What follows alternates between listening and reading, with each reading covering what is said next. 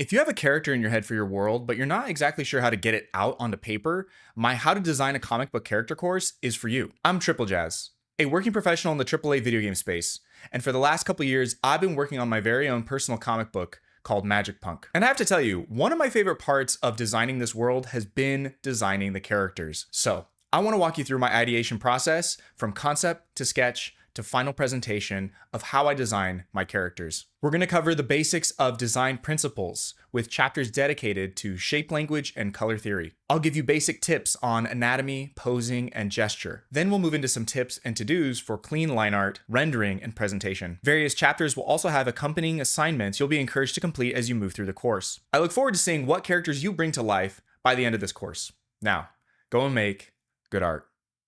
These are the design principles. These rules describe most of art making.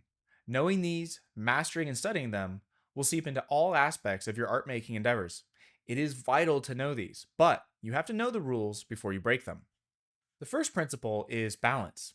This is the distribution of visual weight in a work, and it can be symmetrical, evenly balanced, as seen here. It can be radial, arranged in a circle, or even asymmetrical, balanced through contrast.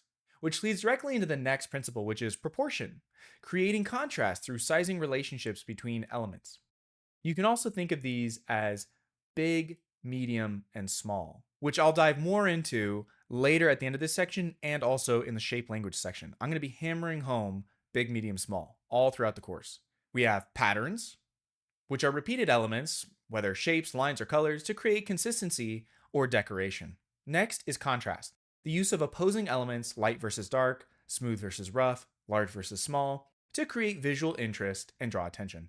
Emphasis uses contrast to draw attention to a particular area or element as a focal point. Variety is the use of different elements and principles to create visual interest and avoid monotony. Rhythm and movement use lines, edges, shapes, and colors to guide the viewer's eyes throughout a design. And lastly, harmony. When all the parts of the artwork feel cohesive and work together as a whole. These principles directly influence composition and 2D image making, and character design is a compositional challenge. To simplify, you can think of all these principles in two buckets. They're just handy tools to create either contrast or gesture. Here are a couple more principles to consider. Big, medium, small, or the 1, 2, 3 read. This describes a deliberate use of scaling elements to grab a viewer's attention in a descending order, starting with big, moving to medium, and finally small. In character design, we want elements to be broken up in 3 harmonized chunks of unequal scale, a big shape, a medium shape, and a small shape. Also think of the Pareto principle or Pareto's law. This is the 80-20 rule, the vital few, the trivial many. Or perhaps it's the 70-30 or the 60-40 rule. Different artists use different ratios, but the principle is the same. This ratio in character design helps guide where to keep something busy versus areas of rest. We either need to create a character that's 80% busy with 20% areas of rest, or inversely create a character that's largely plain except for a small portion of its design that's noisy. It has to be a conscious choice though. We need to focus on the vital few elements of a character that stand out, and the rest could be a trivial many. Creating something that's too noisy, for example, with not enough rest is kind of irritating to look at, while creating something too plain is just uninteresting. Next, we'll talk about how to utilize these principles to make pleasing shapes. Your assignment for this lesson is to practice design principles by creating 3 different 16:9 compositions, one using circles, one using squares, and one using triangles. Think about big, medium, small relationships, contrast, and gesture. The first question to really answer is, what is shape language? Here's my definition. Shape language is the repeated use of a shape's essence throughout a work to create a cohesive design. Like a leitmotif in music, it's a repeated use of a visual motif throughout a design.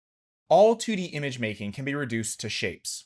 Compositions, light and shadows, lines, everything we do is in service of arranging these basic shapes in pleasing ways. But how do we create pleasing, appealing shapes? In the last chapter, we covered design principles.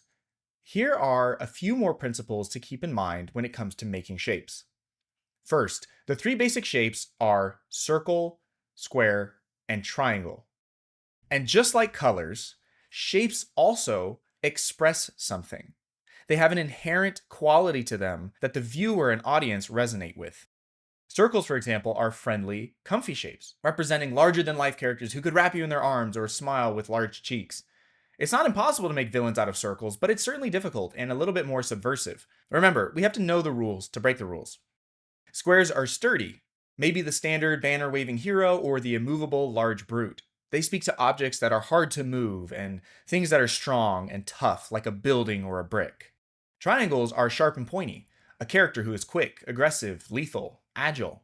Swords, knives, daggers, all these things have triangles. They imply some amount of precision and speed. By combining different shapes, each with its own meaning, you can evoke different aspects of a character's personality. So think about that as you combine shapes to create new characters. Then we have big, medium, and small. We've talked about this already in the design principles portion, but shapes can also come in big, medium, small sizes. You can also think of these as primary, secondary, and tertiary shapes, or principally, this is just moving from simple to complex, from big to small. We always want to think big and zoom into the details. And again, this applies just beyond shape making. This goes into color theory, into compositional reads, and basically anything else visual art related. This is a crucial principle to understand, study, and be conscious of as you make creative decisions, because it adds variety and visual interest, and things that are too even or too balanced or all the same shape just look boring, and we want to create interest both for the audience and ourselves. So what are some other ways we can modify shapes? Well, I'm going to do a demo real quick inside Affinity Designer, which is a vector-based program. And I just want to use this to show you some ways you can think about modifying shapes as you draw them. All shapes are made up of lines of one of these types. I just think of it as ICS lines. This is our straight line, our C curve, and our S curve. In combination, these can create a variety of different shapes. And we want to use a variety of ICS to create shapes. Now, the three basic shapes that we have to start with were once again circle, square, triangle. But we can play with these shapes. For example, we can taper a shape, pinch its ends, and now we have a trapezoid. Or in a triangle, we can also taper it and squish it down. We can also squash and stretch shapes.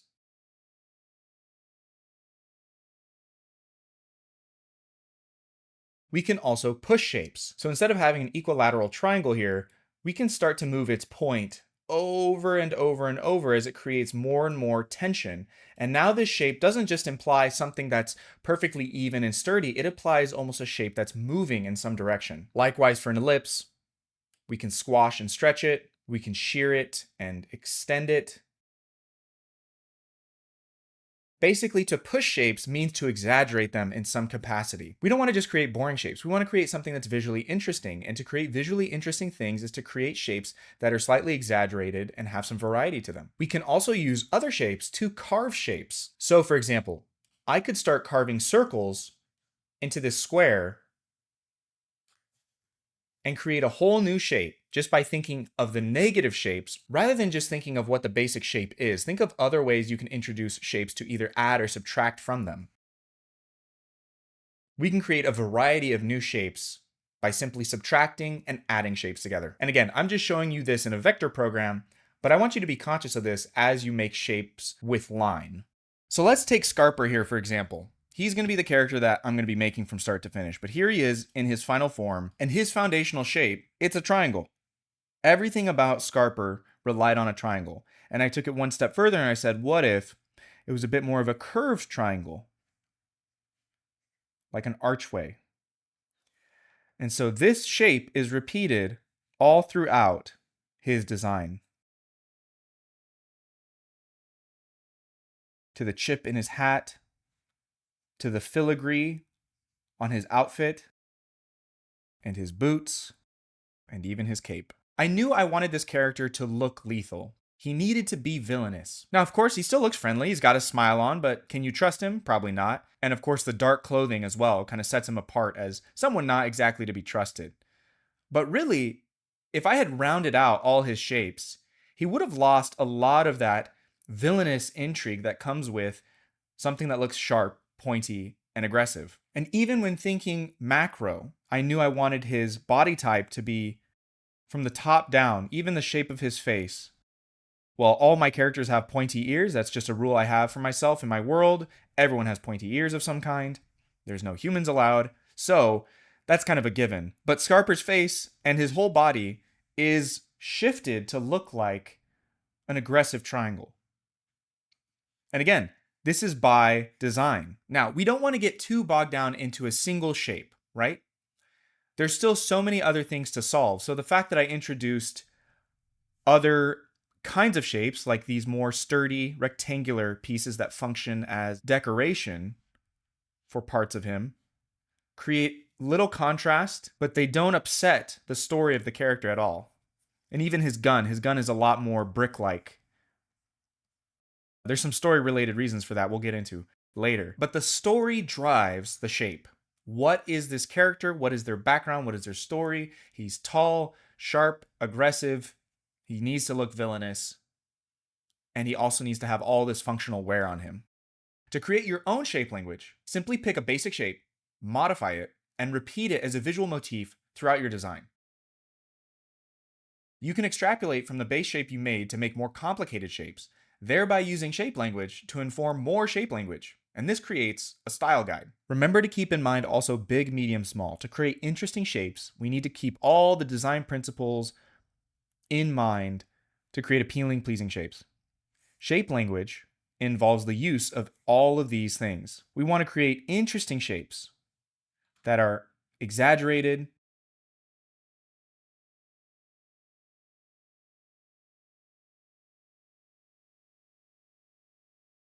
we want all the pieces and all the shapes we use to feel like they're a part of the same visual family. That's what it means to repeat its essence. It's all in the same family. If you're going to make a triangle with circles carved out of it, then this needs to be repeated in the weaponry and parts of the clothes. We are keeping the ethos and the essence of this shape throughout the design. And that's what I did with Scarper here. The essence of this is this archway here. It provides direction, it looks lethal, it looks like the end of a bullet. There are a lot of reasons why this shape works. And part of the reason is using it throughout his design unifies this character to look like he got his costume all from the same place. And the nice thing is once you pick a shape and you build a shape language, the rest of the design sort of just comes together on its own, because the hard part is creating a pleasing shape and then knowing when and where to use it. But once you have a shape in mind, you can start to think, where can I use this? Where does this belong? And it'll help you create your big, medium, and small. Lines as well can create big, medium, small shapes. Remember, we talked about the 3 basic line types, ICS. Well, you can create boring ICS lines. Well, how do you do that?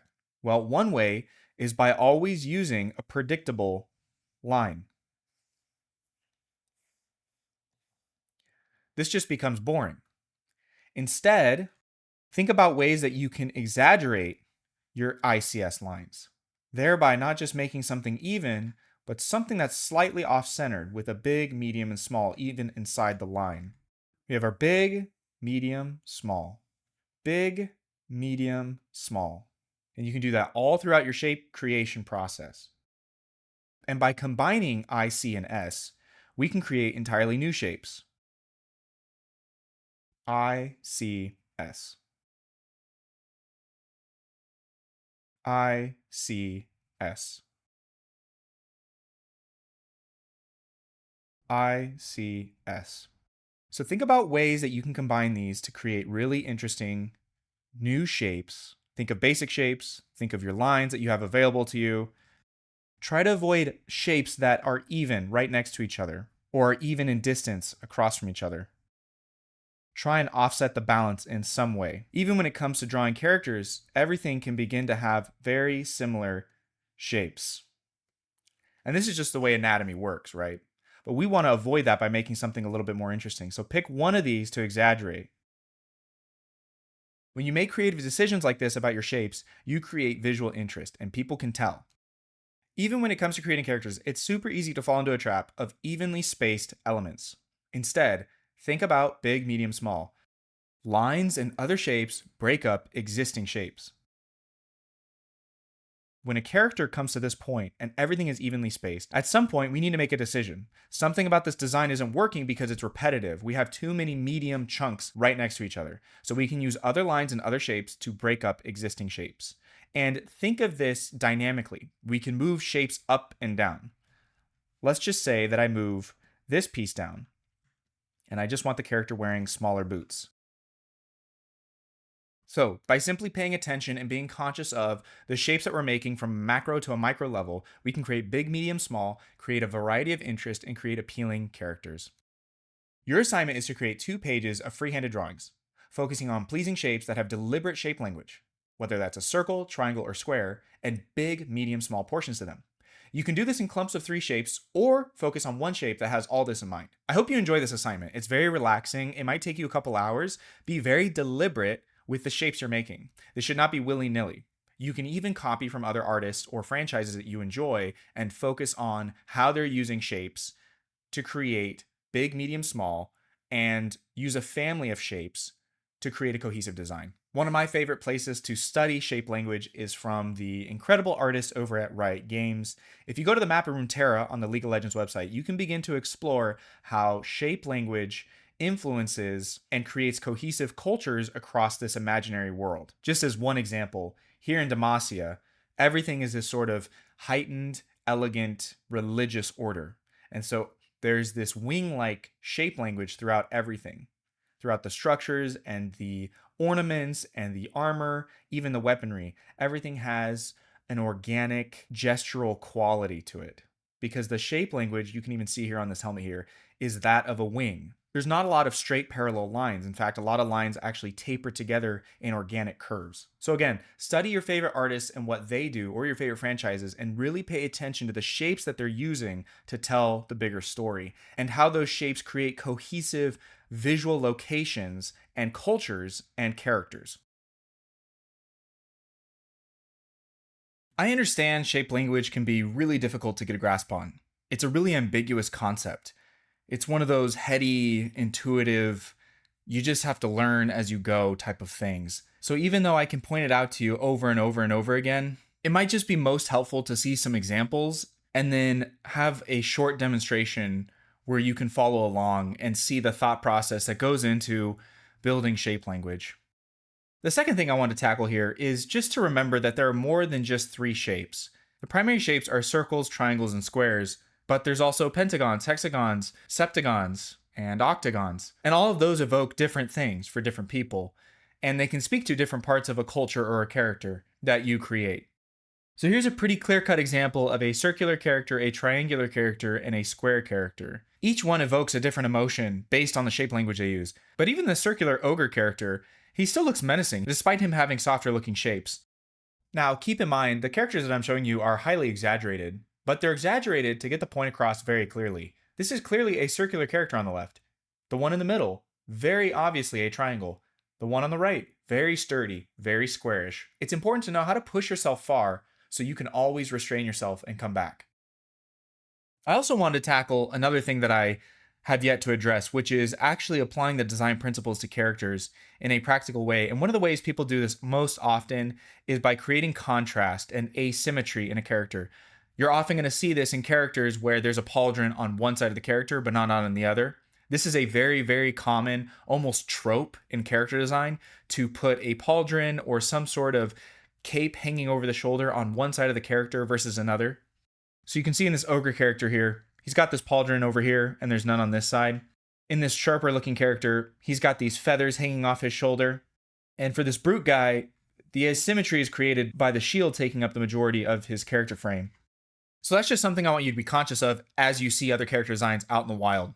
It's very easy to fall into symmetry when creating characters. And so while it is tropey and kind of almost predictable, there is something to be said about offsetting a character's silhouette in some capacity. Maybe you cut off an arm and give them a cyborg arm, a cybernetic arm.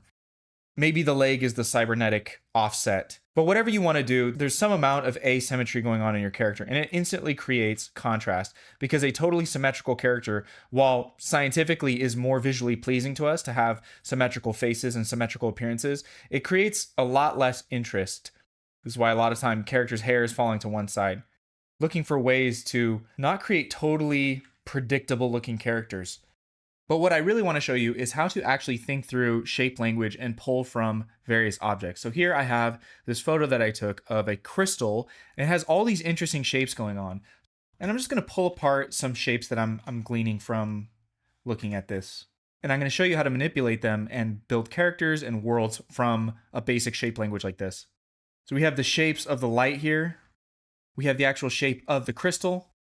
We have the silhouette of the crystal. If I had to guess, this is a hexagon. So the front of the crystal or top-down view would look something like that. When we stretch out this hexagon, we can build all sorts of shapes off of this. We could build structures from it. We could build shoulder pauldrons for a character and other parts of the armor. So as you think of a primary shape to build off of, think about ways that you can, again, use it as a visual motif. What about this crystalline language can we use to build more structures out of, to evoke maybe a people who worship crystals or are around crystals? Think about how you can exaggerate these properties. Remember, it's a hexagon, so as long as it has 6 sides, it's kind of fair game. Right? Pulling lines, like I did right here on the building, pulling lines from this shape language. You don't always have to include the entire shape. Sometimes just a little echo of the shape would be enough to evoke that shape language. That's what we're looking to do. We're looking to evoke an echo of the same family of this shape. This is how you build shape language, right? You pick one shape, you break it apart, and you reuse it and modify it in different ways that stay consistent within the family of the shape that it is. Think about how shapes appear from the side as well from the top. Because all these things can be combined, rearranged, stretched, morphed, tapered, whatever you want, big, medium, small, arranged in asymmetrical, contrasting, harmonious ways. There's so many things you can do with shapes that create interesting locations and characters and appealing locations and characters. And it all starts with fundamentally sticking with a shape language. So hopefully you can see how just me doing this very quickly instantly creates so many ideas and opportunities to build off of when just using a single reference and just pulling a bunch of shapes from that. Your assignment, I want you to go and find an object in the real world, take a photo of it, and build shape language from it. Things like plants in your backyard, the grass, flowers, something that piques your interest in terms of how it looks, and break it down piece by piece and push yourself as much as you can to create a shape language sheet from this photo. Basic color theory creates the color wheel. It goes something like this. The foundational colors are called the primary colors, red, yellow, and blue. Combining these between themselves results in the secondary colors, purple, orange, and green. Interspersed as gradations between these 6 are known as tertiary colors. And together, this is called the color wheel. We have a few terms to describe the relationships between colors called color schemes. Analogous colors are colors that are adjacent to one another on the color wheel. Complementary colors are colors that sit across from one another, or opposites of one another on the color wheel. Split complementary takes the analogous colors of a complementary color on either side. Triadic colors are 3 colors equally spaced on the color wheel. Colors also have an inherent grayscale value. This applies more to an understanding of light and shadow, but it's worth mentioning. Combining analogous colors with a variety of values results in a monochromatic color scheme. For simplification, we can reduce all colors into 2 groups, called warm and cool temperatures. Cool colors make us feel sad or alone, calm or even chilled, hence the name. Warmer tones can lighten a scene's mood, or make it scary through a proper use of fire-like imagery, almost doomsday, apocalyptic feel. Colors as well have emotions and meanings tied to them. They make statements. They tell a story. Purple, for example, means royalty or affluence. Red evokes passion, anger, fire. Green can be envy, wealth, or an earthy, rule feel. Blue can be sad, quiet, remind us of water, something calming. Yellow is happy, spunky, joyful, or even gold and money. Even values can evoke emotions. White is clean, new, and bright. Black is serious, depressing, somber. Because shapes and colors both have archetypes and meanings, when we combine them, they start to take on the form of characters. Putting specific colors on characters should enhance their existing archetype, hero, villain, sidekick, etc. Creating a proper color palette involves starting with the story of the character and applying good contrast between warm and cool temperatures. Some cheat sheet palettes involve using those principles we talked about earlier, as well as some helpful tools. We have a big, medium, small palette. So we think about the primary color, a secondary color, and a tertiary color in descending order. The 80-20 palette, one color dominates the conversation, and there's a small color that acts as an accent. We can use tools like the color wheel by Figma to generate color palettes and experiment with different types of color schemes. Some drawing programs, including Procreate, have built-in color palette generators in their color wheels. Your assignment is to create 3 different color palettes that fit the story of the character you're going to be making in the rest of the course. This is the foundation of all good art making, and it's not a technical principle, it's not a design principle, it's actually something that every human being fundamentally understands, and that is story.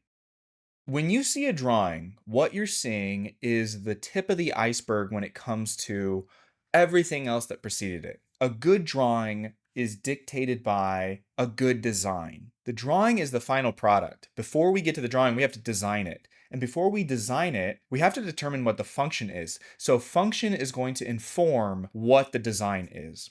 Now, there are other schools of thought on how to design something. For example, if you think of Apple products are not functional. And this is not a value judgment on it. This is simply that the product in the end result is trying to hide as many bells and whistles as possible. Versus a functional design lets you see all the bells and whistles, it lets you see all the screws. Apple, as just one example, does its best to hide all the functionality. But I believe function is the best way to design appealing characters and appealing vehicles and guns. And emotion guides the function, meaning what do we want the audience to take away from seeing this object? And it could be as something as simple as a barrel in the corner of your character's workshop. The emotion of whatever the workshop is supposed to be dictates then the function of that object, and then the design, and then the drawing. And finally, what guides the emotion? It's story. Storytelling is the foundation of all good design. So you need to ask yourself, what is your story? What is the purpose of this character you're going to make? Next, you need to determine what the genre is. Is this sci-fi, fantasy, something in between, steampunk? And what type of world does this character inhabit? Next, you want to figure out, is this more realistic or is it more cartoony? Are we going for stylized realism? Are we going for stylized fantasy? We need to determine what the genre is and where this character belongs, which then dictates the setting. What is the background of this character? What region of the world are they a part of? Are they a local or a nomad? Try to approach this from the standpoint of knowing your character as a person. What are their personality quirks? What about them, if you met them, would stand out? So just as an example, Scarper is a part of my comic book world called Magic Punk.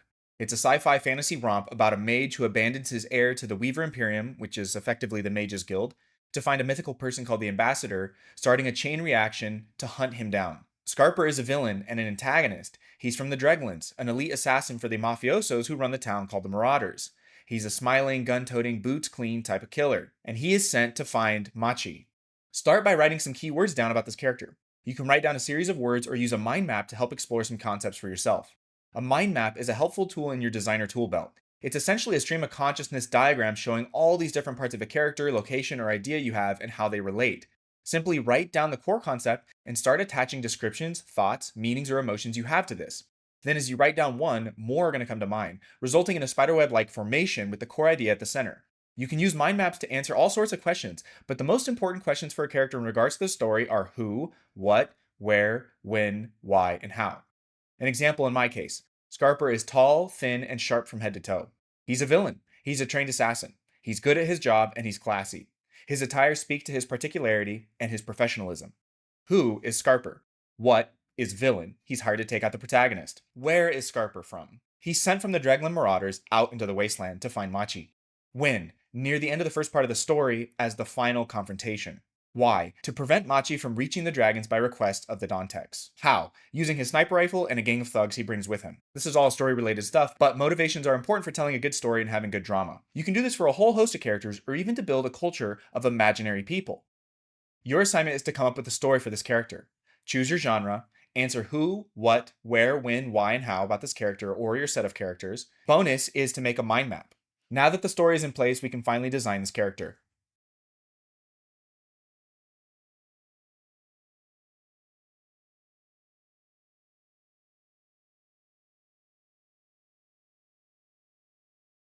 Before I show you my process for designing this character, I'm going to go over a couple of concept art techniques that you can use to help you get ideas out. So the first one is called shape carving. You might have heard of this in some capacity, but effectively what you do is you start with the big shape of the character or creature, whatever you're designing.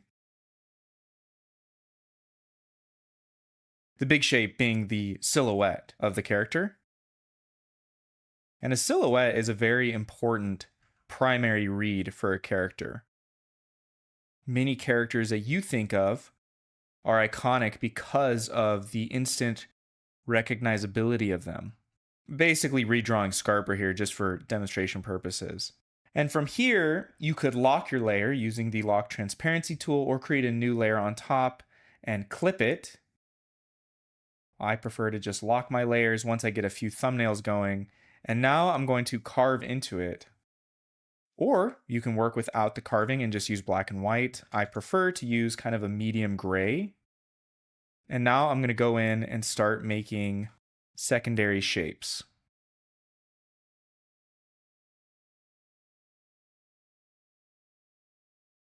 And don't be afraid to reuse a concept. So if you scale this down, move it off to the side, duplicate it by holding Alt and dragging it, maybe from here, we do another variation where, I don't know, maybe the hat is not as wide on the sides and it goes, maybe it's taller.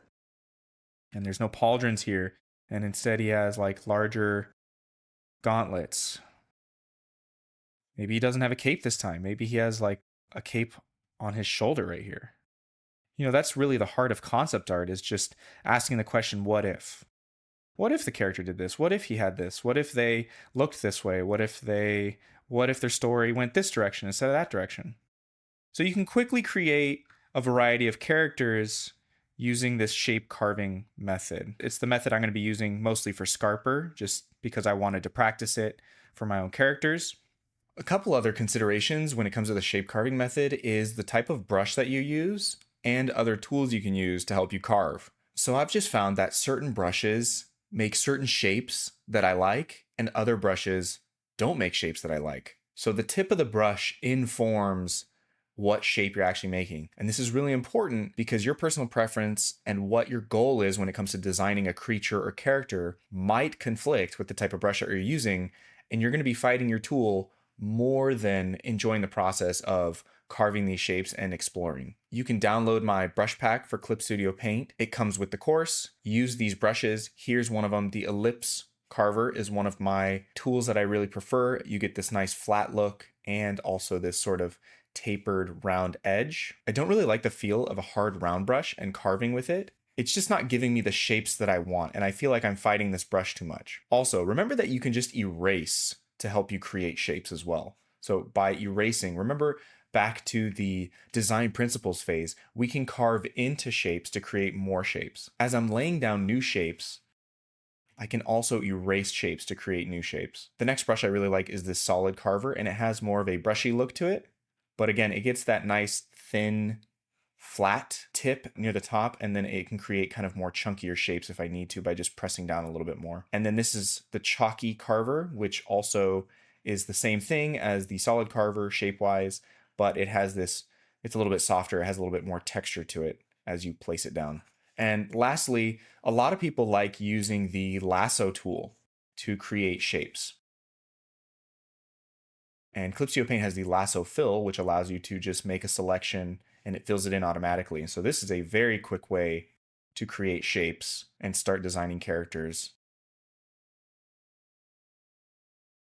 I'm bringing these up to add more tools to your tool belt as you work through things. You might find that you prefer all sorts of different types of brushes as you work through them. And for me, I don't want to fight the tool. I want to enjoy the process. So finding the right tool for me is very important. And I found that the lasso fill and the solid carver are some of my favorite tools to shape carve with and create shapes with. Another method that I like is similar, but if you're someone like me who likes drawing and actually sketching, then you might resonate more with this. And what we do instead is just focus on the silhouette again, but I'm going to turn this down to about 25%. I'm going to use a bit of a softer brush, and Now it just feels like I'm using almost like a wet marker to gesture out this character. And it feels a lot less committed because I'm not getting those dark values on the page immediately. It feels like I'm still in sketch mode. I'm still exploring what this character could be like. I'm not worried too much about anatomy right now. Mostly focusing on just capturing a humanoid looking character that I can start ideating off of that will give me a strong silhouette. So actually, maybe I make his legs small. Maybe he's short and his arm is as long as his body. And so from here, what you would do is create a new layer. And now you can go in and you can sketch on top of this as sort of a structural lattice that you can place things off of, a scaffolding of sorts.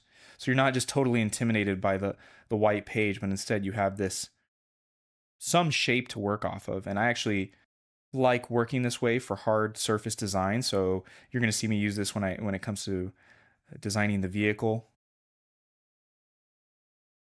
We'll cover anatomy in a little bit, at least briefly, because it is an important, crucial part of character design. But right now, I still want to be focused on what is the story of this character. I have no idea what this character looks like, I'm trying to find out. I'm exploring what they could potentially look like. So that's another method. And the third and final way is just regular sketching. The default round brush is just the thing I keep going back to because it just leaves so much room for moving shapes around and lines around. And I'm just exploring this character, working fast and loose, just to get some idea on the page. And this is not, for me, a finished drawing. This is not what I would use as presentation. This is simply an idea. Kind of liked this shape that was going on here, What if I continue that? I got this oval shape language going on. What if I just kept using that? And so the first thing we want to do is capture ideas. And these three methods I find the most helpful to toggle between when it comes to communicating ideas. They're just things in my tool bag I have in my artist tool belt that I can use and whip out at any time to just help me generate ideas. Sometimes it's drawing, sometimes it's shape carving, sometimes it's just silhouette and pencil. You just never know what you can create and what you can find by exploring with these different methods. So now we're going to get into the actual meat and potatoes of Scarper and how exactly he came about. You want to spend the most time on the design portion. This is the most important part. Don't rush through this. Learn to enjoy the process of designing things. And the easiest way to start with that is just the general shape. What is the overall shape you want the character to have? What is the silhouette of the character? Let's spend some time exploring potentially how this character could look. And so before we move on to the details and their clothing and the materials and all those bits and bobs that the character is going to have attached to them, what is the first read of the character? So let's spend some time creating silhouette thumbnails. And something that's always helpful for designing characters is putting together a mood board. Put together a couple pieces on a mood board. However you want to collect a mood board, I like using PureRef. Grab a couple pieces of clothing, some detail images, and maybe material close-ups to help you make costume decisions. Just things that generally give you inspiration. What is the sense you're trying to capture? You can use other artists' work, but I think the best ideas come from existing things that you can manipulate and exaggerate. Mood boards are also helpful for pulling shapes from for your shape language. If you're stuck on something, or if you're stuck on a part of the character, or you don't know what a part of the character should look like, having a mood board with enough references on it allows you to take shape language from existing real-world objects and implement them into your character design, giving it a grounded sense of realism and believability. And again, we use a character's story and who they are, their personality, to inform the shape language. So if there's no established story, then you won't have something to say about the character, and the character doesn't speak to anything. And I knew from the get-go, I wanted this character, Scarper, to have sharp features that were triangular, aggressive in shape language, and have a very long and thin sniper barrel. I just had that image in my head. And so ultimately, it was just a matter of exploring the potential outcomes of this character. Tall, thin, long sniper. I knew that's how I wanted his silhouette to read. Now is also the appropriate time to explore various hairstyles, because hair is an important part of your silhouette. It should also feed into the story of the character as well as derive shape language from the character. So in Scarper's case, I gave him long, thin, pointy hair. So you'll see me draw basically a silhouette of his head that's very straight and narrow because I'm applying his hair in that silhouette. I wouldn't worry about strict anatomy at this point.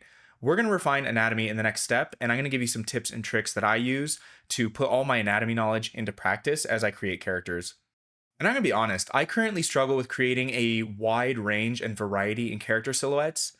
And this is mostly for my own personal stories, because I can see the characters and the moments so clearly when I think of them, that it's just a matter of putting pencil to paper or stylus to tablet and working out the details. So Scarper was never going to be a wide character. He was never going to be a short character. Again, because of the story and kind of that archetype I had of him in my head, I didn't want to veer too far from that, but I didn't know exactly how that was all going to play out in the big, medium, and small. However, it's totally worth exploring a variety of shapes and sizes for your characters just in case, especially if you're uncertain what they could look like. Many times what's in your head has a better solution once you start exploring. In Scarper's case though, he looks almost exactly like I imagined him. As I'm working on these series of silhouettes, I'm thinking of overall shape, the big shape, the pose of the character, and the type of attitude they're communicating when you just see them from afar. We want to arrange all these elements in a visually pleasing way.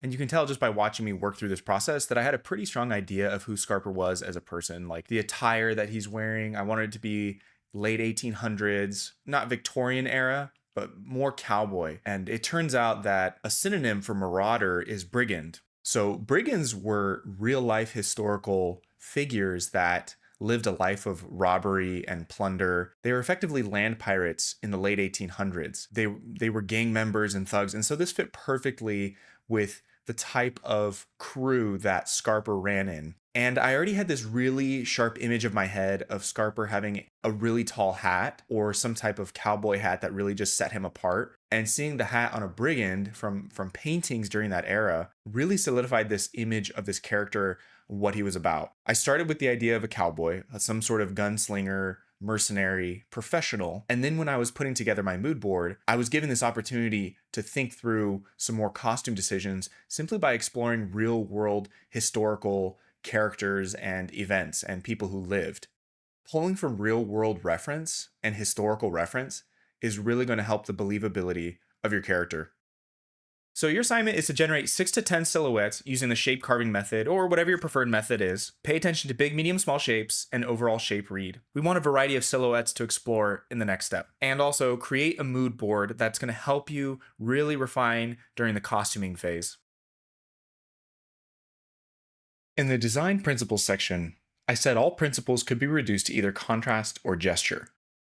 Gesture, like shape language, is about capturing the essence of a thing. But in this case, we're capturing the essence of motion.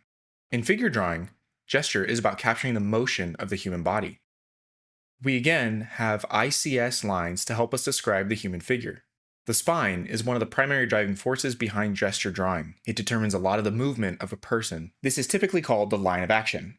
The line of action is a summary of a pose's inertia, its movement, with a single line. This line typically follows the arc of the spine. The gesture of a pose is what brings life to a drawing and directly impacts storytelling. So nailing the line of action directly impacts the storytelling of a pose. If a person is standing still, however, the gesture will come from the curves of their body, the curvature of the muscles, and the underlying curves of the bones. Gesture drawings are exaggerated. They're attempting to capture the essence of a pose quickly, not outline it perfectly. You can better understand gesture by practicing it yourself using free online tools like Line of Action. I like doing 20, 60-second poses as a warm-up. We're going to use gesture to work through poses for our character. And when it comes to poses for our character, remember storytelling is king.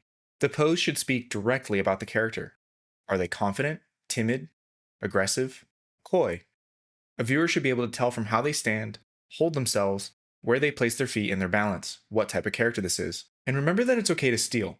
There's so much existing character concept art to use as reference for yourself, or stock photos. Don't be afraid to use these. I am not saying to steal someone else's designs, although I think it's perfectly fine to take inspiration from existing character artist designs. I think the best designs come from existing real-world reference and your own spin and creativity put on top of it. However, I don't believe there's anything proprietary about a pose. So if there's a pose that inspires you and you think would fit with your character, I think it's totally fair game. Ask yourself some questions about the pose you'd like to reference. What about it speaks to your character? Is this the most dynamic option? Does this allow for legibility of the design?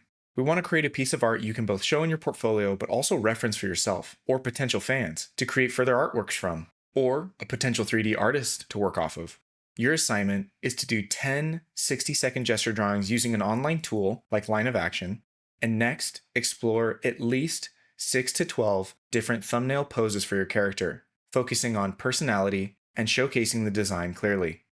Knowing anatomy and knowing gesture go hand in hand, so focus on both of them. A full anatomy lesson is outside the scope of this course. However, I want to provide you with some helpful ways to simplify and utilize existing anatomy knowledge to quickly create characters without overcomplicating the muscle groups. Core anatomy knowledge comes first, but if you're having trouble applying it to your characters, this is going to be helpful for you. First and foremost, we want to focus on proportion. This is why understanding the skeleton is so vital. If you can understand proportion correctly, you can mess with the stylized scaling of characters in believable ways. This means understanding the fundamental human skeleton and marquee bone landmarks.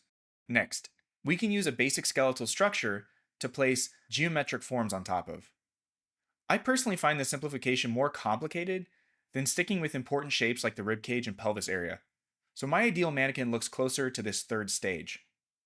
And from this third stage, with more anatomy knowledge, I can add complexity to create more realistic forms. So, the basic steps for easily creating mannequins is to create the fundamental gesture of the skeleton. Think of the skeleton as a wire you can then thread these basic forms onto. From there, we can complicate the form by further implying muscle groups in the correct placement. Feel free to study these images as helpful ways of simplifying the forms and understanding proportion. But nothing is going to replace a true understanding of human anatomy. The point is to get to a place where you can simplify the bones and anatomy and structure behind the human being in a way that's comfortable for you. So for example, a lot of people like drawing the pelvis as a box, but I prefer drawing it as basically just underwear. This shape helps me visualize the tilt of the pelvis and the curvature of that bone a lot better than a box would. But I think it's worth exploring all different types of ways to symbolize the body so you can find what works for you.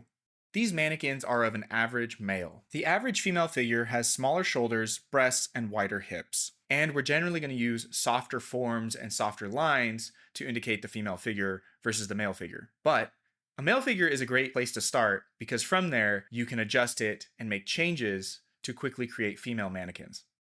The three most important parts for any character design are the head, the abdomen waist region, and the hands.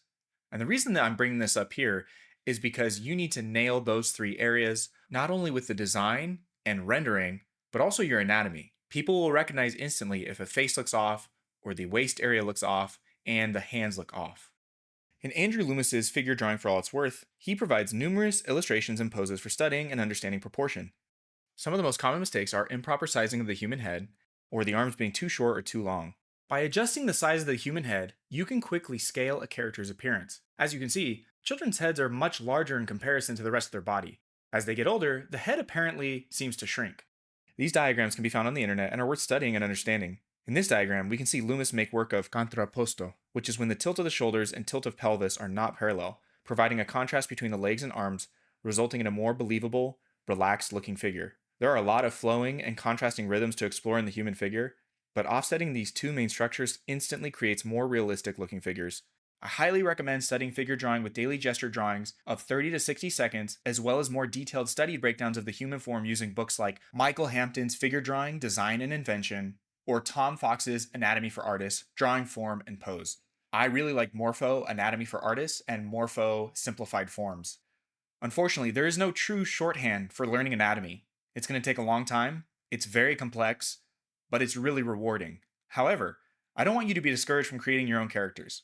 You can have a basic understanding of anatomy and use simplified forms instead to create fun, believable, appealing characters. Costuming is the stage where we get to use the backstory of our character to inform their wardrobe and decide whether or not they have a sense of fashion. Since I didn't actually show the process of the pose creation in the last section, I'm going to go over that now. And like I showed in the last couple sections, I use gestural sketches to lay the foundations of the pose. I explore a few options, even a different perspective, but land on a classic leaning forward pose, knowing I want this character to appear confident, animated, and a bit more forward. I also have to consider the size of his gun and how someone would naturally stand with such a large weapon. This is where collecting reference comes in handy. I'm going to continue to use reference throughout pose creation, in particular to verify hands. Always use reference for hands. Coupling strong core knowledge with good photo reference makes your art appear more confident and successful. I make small notes to myself that I used a mirror to double check the naturalness of the pose, making sure it wasn't stiff and felt more human. Get up and check your pose. Notice the curvature of your hips and the contrapposto between your shoulders and your hips. What direction are your shoulders going versus your hips? They're usually at odds with one another, and that creates a more natural feeling pose. Also, pay attention to where your arms actually hang. A lot of the time, artists overcompensate or underestimate where arms belong. And that just comes back to basic anatomy knowledge and understanding of the proportions.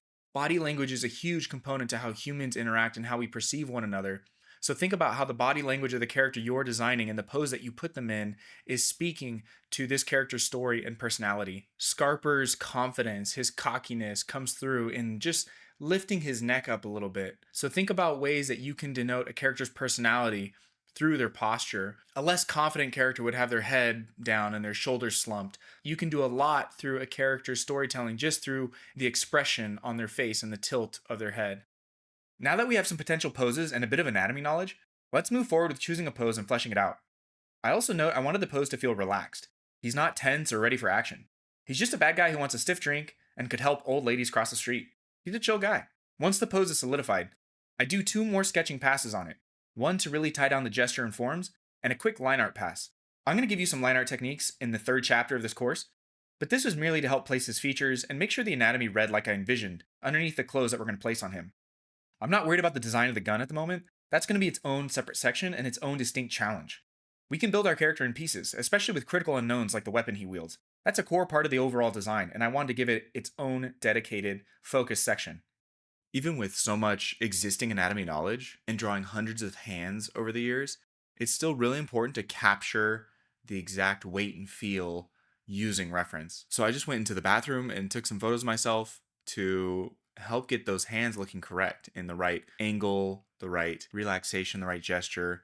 And the reason I'm wearing a towel is because eventually I'm going to put a cloak over his shoulders, and I use that for how the drapery holds. Once the pose is set up with a basic line art pass, we can duplicate our character and treat this foundational pose anatomy base like a mannequin we can try different clothes on. And here are a couple different techniques to experiment with trying clothes on characters. Sort of like I covered in the shape language portion, you can use these, mix and match, but they're just tools in your tool belt to move the project forward and help you get ideas out. So the first one is like shape carving, but what we're going to do is create a new layer, and then in Clip Studio Paint or Photoshop, you're going to apply this border effect here.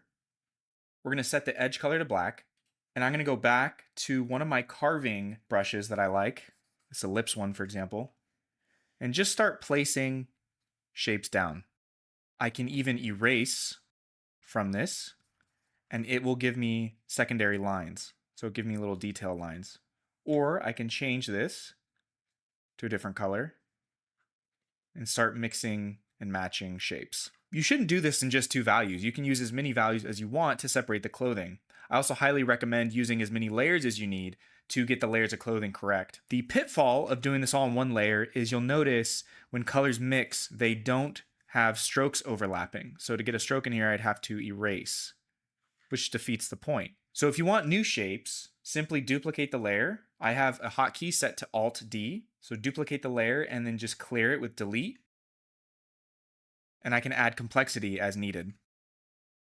So that's the first method that I use here. The second method is much simpler. Just going to duplicate this, again, holding Alt and Shift. Just going to drag a second character over. I'm going to use a white fill set to about 70%. And let me drag this below so that way he's not affected. This other one's not affected. And create a new layer on top of that. So I have 2 additional layers now. And I'm just going to take my default round brush and I'm going to start treating this like a red line, as if I'm just exploring shapes, drawing. Look at that. I kind of like that. Maybe I'm going to change this design now. Pretty fun. Almost Robin Hood-esque.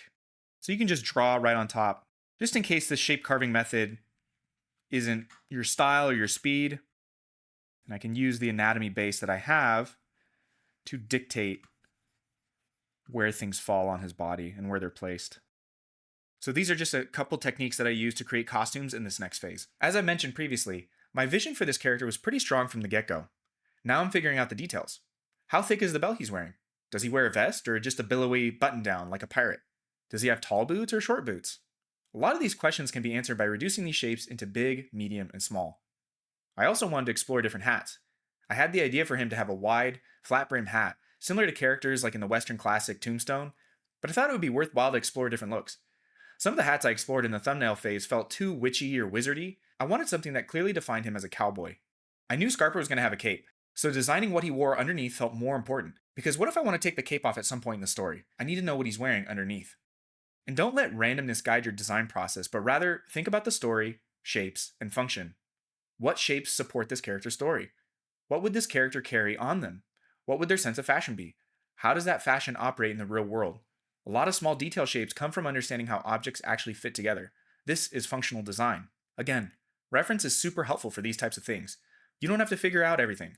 You don't have to start from the ground up. You don't have to redesign the wheel. There are plenty of wheels that are already designed. Pull from those and use them as reference, so to speak.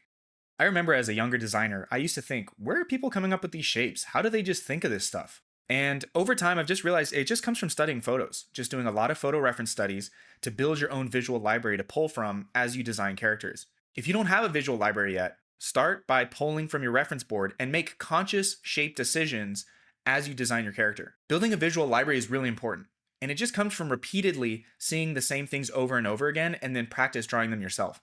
The shape of boots, the type of gloves, belts, buttons, whatever the world this character occupies in, whether it's sci-fi or fantasy, you should be practicing the shape language and specific elements from those types of worlds that are common. We all know what cloaks and trench coats look like, but this one in particular is different because it has a shape that defines him as a character. It's aggressive, it's flowing, it covers his feet. It looks more like a cowboy trench coat than it does anything boring. And that adds character to him because it pulls from believability and it makes it Scarper's. It's Scarper's cloak, not just any cloak. The same thing with his hat. I needed the hat to also follow this triangular shape language. And I began to think, like, what if he had double buckles everywhere? And that became kind of a secondary motif throughout his design of these double buckles that were rectangular. And it just added a little bit of contrast and functionality to everything that he had. And the shape of the buckles themselves being rectangular versus triangular comes from the fact that he lives in the Dreglins. And the Dreglins are a particular family that are known for their metal work and their functional machinery. So it speaks directly to where he gets his clothes from, but also there's still a lot of his own character and shape language that's in there, like those more archway type triangles throughout his clothes. And again, I didn't explore too many hairstyles because I knew I wanted him to have long hair. That was already a done deal. So again, a lot of this wasn't just firing in the dark. I had a pretty strong idea of what I wanted this character to be. It was just a matter of figuring out the details. And I'm sure you yourself have your own characters that you have running around in your head, and you just need to get them out on paper. And it starts by exploring them. In this second version, I was really pushing the triangular shapes, trying to go for like a big, spiky looking jacket. I felt like that was a bit too over the top, and I wanted something a bit more clean looking. It looked a little too villainous, almost like Zurg or, something a bit too cartoony. I wasn't married to what his boots looked like or his gloves looked like or even his vest or his trousers or anything. It was really more like figuring this all out in the process. And again, concept art is all about what if.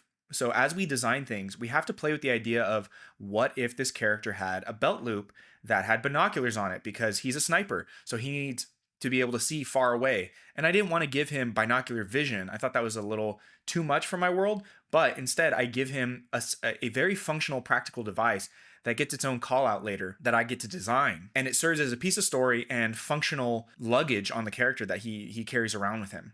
Same thing with his belt loop. Where does he carry his bullets? How many bullets does he have? I started thinking about these things, and then I get to design like an ammo purse for him effectively that he carries with him. And he only has 6 bullets that he carries with him because he doesn't ever need more than that. And if the worst comes to worst, he has his hands to shoot people with. This is all story related stuff that I'm thinking about. And then I ended up doing 3 versions of the character, but the third version that I did is I went back to the shape carving method and just added a bit more complexity and detail. And it's sort of taking what I did from the second stage and applying it with a method from the first stage. So as you move through ideation, start combining ideas. Don't just leave it at 1 or 2 ideas, but start combining them. Create a few variations and then mix and match those ideas to get even more variation out of your ideas. So I wanted to give him something a bit more grounded and real. So I go back to this more subtle look to Scarper, and I'm thinking about what kind of colors and color palette he's going to have. So I can tie those to values that I use to then create shapes for the clothes. If I know the color of the cape is going to be a dark gray or bluish gray, then I'm going to make it black here so I can get a good read of how this character reads from afar. And also for this third look, I begin to include those binoculars. I'm answering that question of what are these going to look like? Where is he going to carry them? And getting more into that filigree, those third shape reads, those tertiary reads of really small detail shapes that just add to the character. And third shapes are really important, not to overdo them, but to keep them there. They need to be present for a character to really feel believable. This is the filigree on clothing and the sort of accents everywhere that really just help things read and pop. And there's no magic happening here. There's no, I'm not hiding anything from you. This is literally just a matter of putting pencil to paper, stylus to tablet, and getting in there, getting my hands dirty with this concept, with this character, and figuring out what is going on. And if I ever get lost, I use my reference sheet. I go exploring on the internet for functional inspiration, other real world costumes and articles of clothing from this era that I'm trying to copy and replicate. In this next section, I'm going to teach you how to self art direct. Your assignment is to choose a standing pose, flesh it out, and begin to wardrobe clothes on your character like they're trying out clothes at a retail store. Reference your initial thumbnail sketches and mood board for direction and inspiration. You should be thinking about the functional design.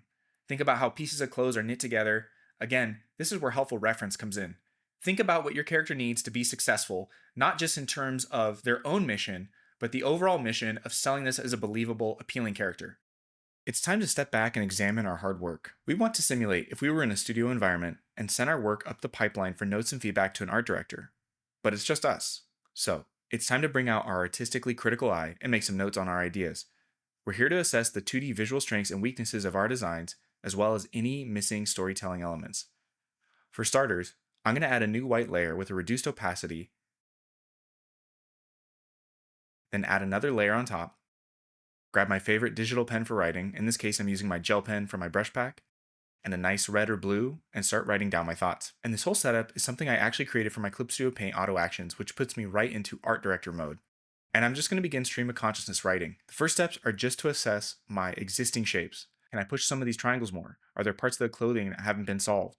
Write down whatever comes to mind, just like the mind map. What do you like about your existing ideas? What don't you like? What's working? What needs to change? Here, for example, I like the way the boots in Concept 2 are looking, but feeling like the design isn't quite there. So I'm going to pull ideas from various sources and point to what I like and what I don't like so I can eventually combine it into one idea. I spent about an hour critically thinking and assessing my design. How's your storytelling? Does the character have everything they need to succeed in this story? Are there accoutrements or gadgets they need to have that you've overlooked? Now's a good time to just write down any notes that you think of, point to what you like and what you don't like, and just make a stream of consciousness markup. So I'm just making very conscious notes, being mindful of the things that I like and that I don't like, and just writing them down.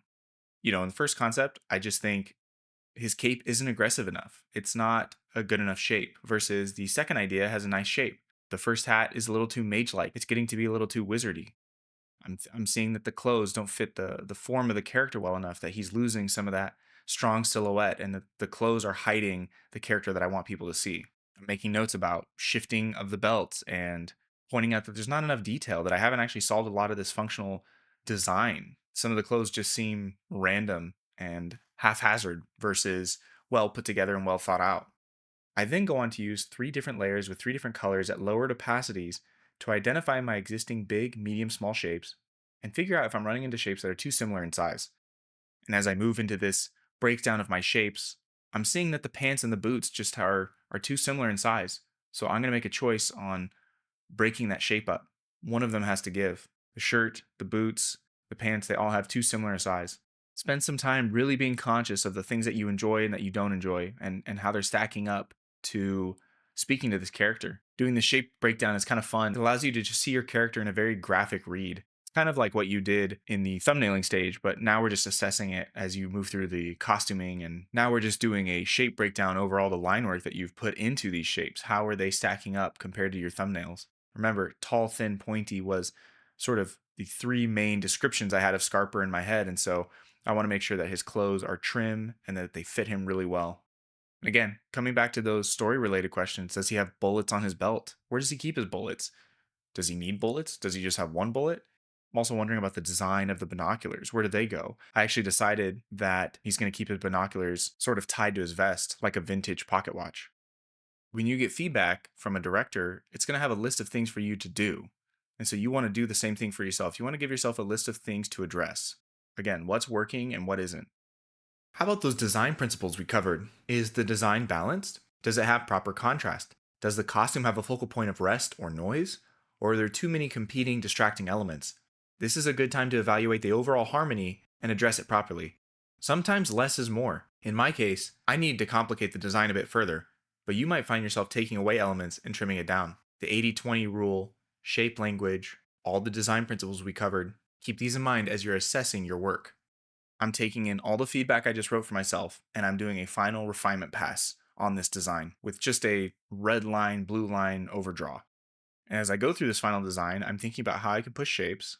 I'm thinking about those details because I realized his design was a little too plain looking. So I wanted to add more small shapes to him, just more detail, more filigree, give him a little bit more presentation, a little bit more panache. And then I begin to think, what if he did have a coat like the guys in Tombstone? You know, this large overcloak that just hangs on your shoulders and goes down almost to your waist. But ultimately, I decided to take this off, and you're going to see this in the next section. I'm going to take it off because it just hid too much of his design. But it's important to explore these ideas, you know, again, the what ifs. And if it doesn't work, we get rid of it. We just toss it out. Give yourself a list of things to do, explore shapes, answer story questions, and really just make conscious critical notes. And then at the end here, I'm just taking that fourth iteration and I'm placing it back on top of my original sized mannequin, and I'm blowing it up and putting it over him so I can do a final line art pass. Your assignment is to redline and mark up your current wardrobe ideas and thumbnails with notes. What's working? What isn't working? What creative problems need to be solved? What world building questions need to be answered? Take notes on your own work. Next, using these notes, do a refinement pass on your character, clarifying shapes, solving problems, answering questions with your new sketch. The helpful technique for drawing a back view, just to give yourself a base, is to take your existing standing pose, duplicate it, and flip it horizontally. You can go to Edit, Transform, and Flip Horizontal to do this. Now we can just erase, fix anatomy, remember to use reference if you need to, and fix the planes of the feet. They should sit in the same perspective as the forward-facing pose. One of the main goals of a character sheet is to provide yourself, a potential audience, or a 3D artist down the pipeline with enough information to see the character completely. A 3/4 front view is how we've tackled the front-facing portion of the design. Now we have to solve what the character looks like from the back. We have to be able to see this character in 3D in our heads as well, and solve the costume from all angles.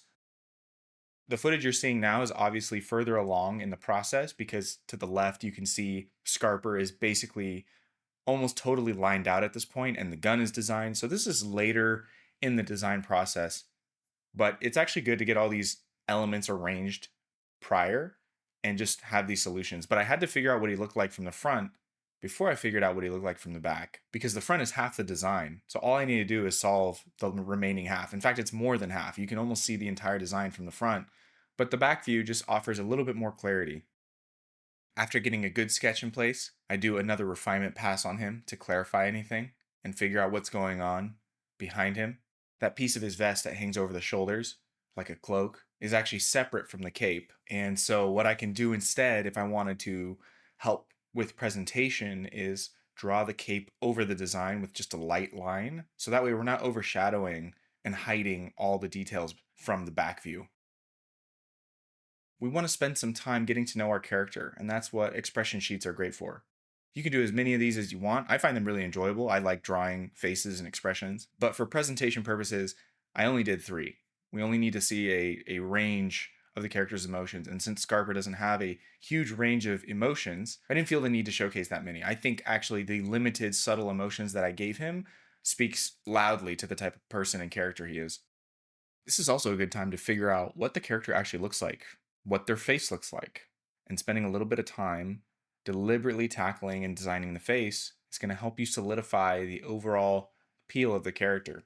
Just think of the most common expressions this character would have. Not necessarily that all humans have, but this character in particular. In Scarper's case, he's not easily miffed. So I wanted to showcase some subtle emotions rather than really extreme, bold emotions. So I do one face where he's sort of surprised or shocked or kind of disgusted almost, and then another where he's disappointed unamused, and then another one where he's just smiling. He has this recognizable villainous smile, so I wanted to capture that in one of the callouts.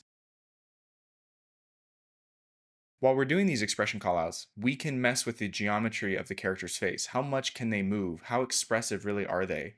I discovered while doing these that I really like the idea of the hat not being on model all the time. There's almost an expressive quality to the hat. So it sort of slumps when he slumps and his ears slump. Everything is sort of animated together because the hat is a part of him. And that adds just an expressive quality to the character.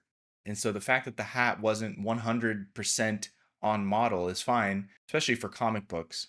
In animation, I would have to solve this in a different way and probably change the hat a little bit. But for the purposes of 2D illustrations, we can get a lot more expressive. This is all about getting to know our character in and out, and for other people to get to know our character as well. Notice how I'm zooming in and out of my work a lot. It's sort of disorienting from the viewer's point, but while I work, I like to zoom out and see how everything is looking overall. I don't like to stay zoomed in too much before I get to the details. I spent a lot of time on this back pose, probably more than I needed to. But there's kind of a question you have to answer for yourself is, does this character retain the same pose as their forward-facing view, or do they have a new pose?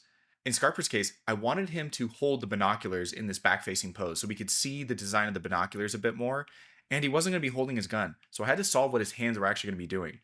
The legs also were a tough thing to solve because his proportions have to match his forward-facing view, but now they're in a new perspective. So these are just things to be conscious of as you make a back view. The forward view and the back view need to match, both proportionally and in terms of design. They need to line up. Maybe not one-to-one because the back view is going to be a bit more in perspective, but they need to be proportional. As for callouts, these are sort of like zoom and enhance drawings that help describe and make sense of various gadgets or tools a character might have on them. They should clarify the design and function of these things. Maybe your character has a weapon that needs a dedicated callout, like a sword. In this instance, simply do a front view of the weapon's design using a symmetrical ruler. In my case, the gun will be a separate page rather than a callout, since it's more like its own character rather than just an accompanying instrument for Scarper. So for the binoculars, I do 2 drawings to show the animation of how it opens up. Thinking of how these open up directly led me to thinking about its functional design. I originally thought these could be open and powered by magic, but a more practical, mechanical design instantly describes how they open up by just seeing them for the first time. It also connects to other design language I've used in other drawings with designs from this same locale. I also finally begin to solve what this bullet pack he has looks like, and then I find a place to put it on him. Oh, it would carry it on his right side. It also adds to his silhouette. It adds a little bit of balance and some contrast to his overall design, that he has these sort of 2 opposing elements. His binoculars on the right, sitting in a little pouch, and then the left side of him has this bullet case where he carries these large magic bullets. Design these sheets like schematics for future artists and your future self. Leave no stone or detail unturned, both for the sake of storytelling and believability. Your assignment is to create a back view of the mannequin, as well as begin sketching any callouts. Think about functionality and any animated portions that need to be shown. The sheet should speak for itself. If you have to verbally walk someone through your thought process, there's probably a better way to solve your functionality or showcase your design. The first thing to understand about line art is it truly is an art. There is a skill to this. Here are some helpful tips you can practice and be conscious of as you make line art for this character. It's important to know how to control the tool we're using. So here's a quick exercise you can do to practice controlling your stylus on either your tablet or your screen display. I'm using a ZenSlabs Pen Display 24. The first line we want to make is going from thin to thick at the very end. Next, we want to practice going thick to thin in the middle to thick again. Next, let's do thick at the beginning and slowly taper our stroke off. And lastly, let's do a stroke where it's thin on either side and thick in the middle. This should give you a good idea of how to control your stylus's pressure sensitivity. If you need a little bit more control over your lines, don't be ashamed to use the brush smoothing and stabilization features available in Photoshop and Clipsio Paint. In Clipsio Paint, you can find the stabilization bar in the Tool Property panel. Utilize stabilization and brush smoothing to create nice ICS gestural lines as you create your line art. Thin lines denote something that's not that important. Thicker lines draw more attention. Thickness of lines also denote an object's placement in space. Thicker lines denote an object is closer to us, whereas a thin line denotes an object is further away. So objects in the foreground get thicker lines, objects in the background get thinner lines. So the first is that a thick line near the bottom of an object can denote a shadow. In this second example, you can see that thick lines were used to denote the dynamic corners of this object. So you can use thick lines to draw someone's attention to a particular shape. The corners of the box are what's being emphasized here. So again, thick lines denote emphasis. If you do not want something emphasized, do not put thick lines around it. And the last example is what I'm going to be using for my character, which is that big, medium, small. So on the outside, we have this thicker line. Then the secondary shape, which would be the corner that separates the two sides of the box, has a medium line. And I added tiny little details that are kind of difficult to see, but they're there. And that would be my small, my third read. So I have big, medium, small lines, and each of them serves a purpose. So you can structure your character in a way that denotes the largest to the smallest, each gets its own line weight. And this just helps you keep your line weight organized. I just get my character to a really basic setup before I start line drawing, which is lowering the opacity of all of my existing work, basically throwing, again, another white fill background layer on top with a reduced opacity. So that way it kind of just makes everything beneath it a little bit more opaque. We don't want this to be just a tracing exercise. We want to create a new drawing on top of the existing sketch.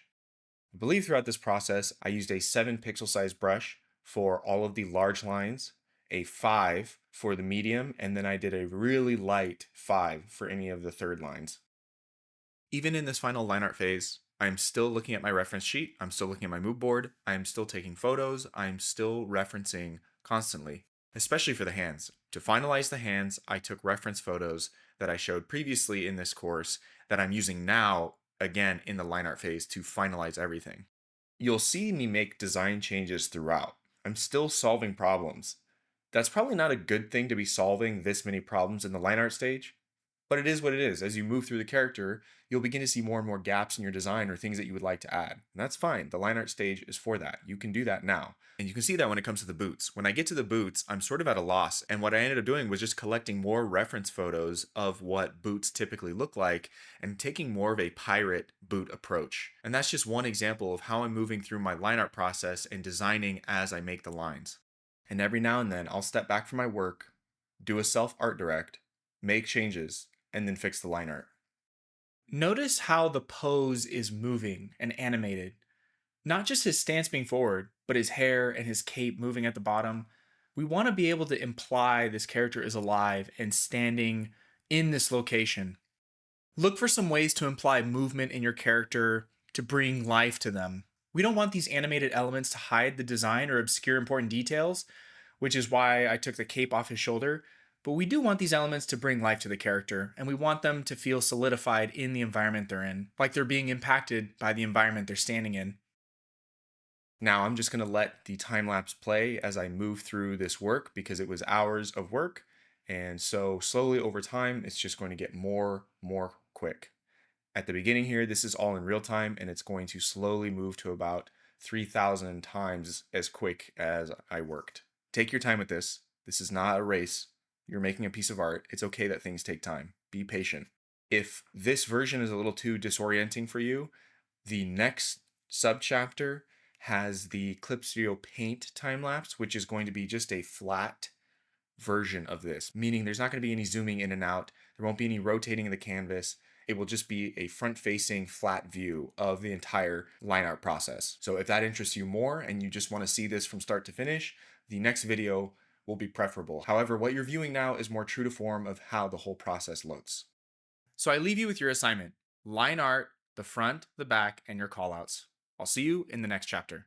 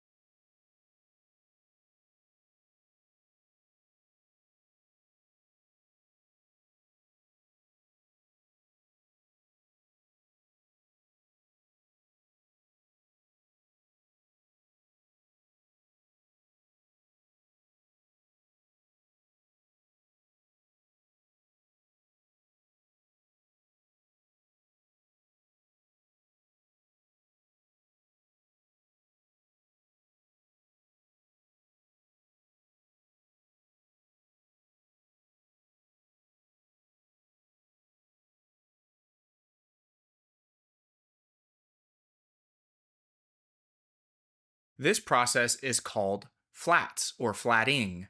These are effectively just the colors without any light attached to them, whether that's a highlight or a shadow. Colors that are unaffected by light are called local colors. In 3D, this would be like the texture of the object.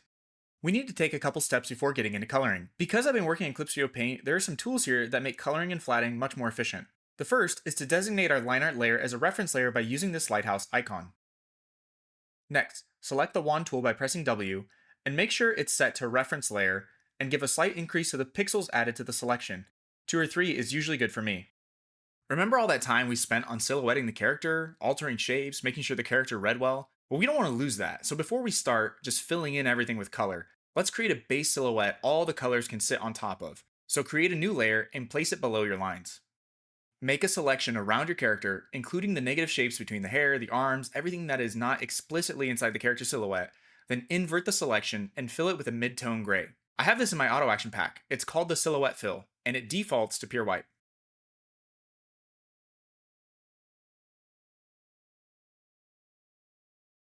Now spend a little bit of time cleaning up the silhouette in areas that you think were missed, using a hard round brush. Now we'll create a new layer on top of the silhouette base, clip mask it using this icon, and use this layer to fill in our colors. We're going to bring in that palette that we designed from earlier and place it on our canvas for easy access. Select the fill bucket tool, make sure this is also set to reference layer, add a slight area scaling to it. 1 pixel is usually good enough so it gets right up next to your lines. And I like to exclude the current layer, which means any existing colors will not be taken into account, and the fill bucket will rely solely on the line art. This is helpful when you need to recolor certain areas. While you have the fill bucket handy, use Alt to color pick from the canvas. The color pick it uses is directly linked to the color pick settings that you currently have, so if they need to be adjusted, go into the color picker itself and adjust those settings. Sometimes color picking directly from the same layer is more important than color picking from the canvas, especially while doing your flats. When the fill bucket isn't cutting it for laying down colors, a solid hard round brush with no opacity or brush density changes will work just fine. Now I'm just going to show you the process of how I colored this character. Although I have a palette, I have no idea what this character looks like just yet. So when I start filling in colors, I place each color on a separate layer. We'll combine them all down the road, but for now, as I figure out how I want Scarper to look, to find the right balance between all these colors, I keep them separate. Again, like I said, I now have to figure out where these colors go and where they belong, and I have to find the right balance between all these different colors. That's why the big, medium, small setup is so powerful, is because it automatically decides for you what the ratios of the colors should be. Because magic powers my world, and the magic that powers it is a blue crystal, blue is a very prominent color I have to consistently deal with, and how to balance all that out. And usually, with all my character designs so far, I lean into just warm and cool colors a lot. Back to the idea of him being a cowboy, I knew I wanted him to be in a dark suit with a dark cloak. And I thought, what if the charcoal was a little bit more blue, a little bit cooler of a color? And so to balance that out, to create some nice contrast, I thought of the smaller secondary and tertiary colors being warm. So we get this nice leather color that comes in as this warm brown, and then sort of a beige to complement his undershirt. And one of the decisions I made during the line art phase that you're seeing now is I decided to take off the glove in his left hand. I wanted to tell the story of him being Blue Hand. He's one of the few mages and assassins who can actually utilize magic properly. And one of the ways he does that is by taking off his gloves and shooting with his hands. Most other mages aren't trained to be combat mages. They might have a peripheral knowledge of magic.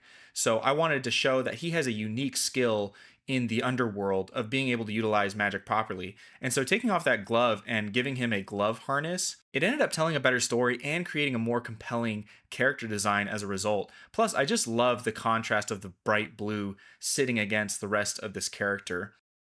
We want the character to be pleasant to look at. Particularly when it comes to colors, you really do not want to lean into noise very much. We want areas of rest and things to look coherent and cohesive. So think about how you can push and pull on that warm versus cool and pull on different ratios of colors. The nice thing about your color choices though is once you've made those decisions, you can just flood away and fill on every other drawing, right? Once we get the first front portion of the character's color palette down, then we can just go and apply it to everything else. So it's really about solving that first read, your first front view of the character, that all the colors come together and that really help you speed up this process. It doesn't take very long once you've made all the decisions.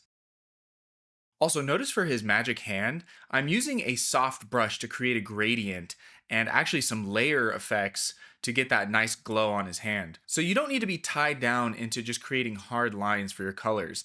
Think of gradations. For example, in creature design, it might be more beneficial to use a soft brush to delineate the changes between a creature's skin color and its underbelly rather than a hard line. With just a simple change of the edge going from hard to soft, we create a more realistic look to the character.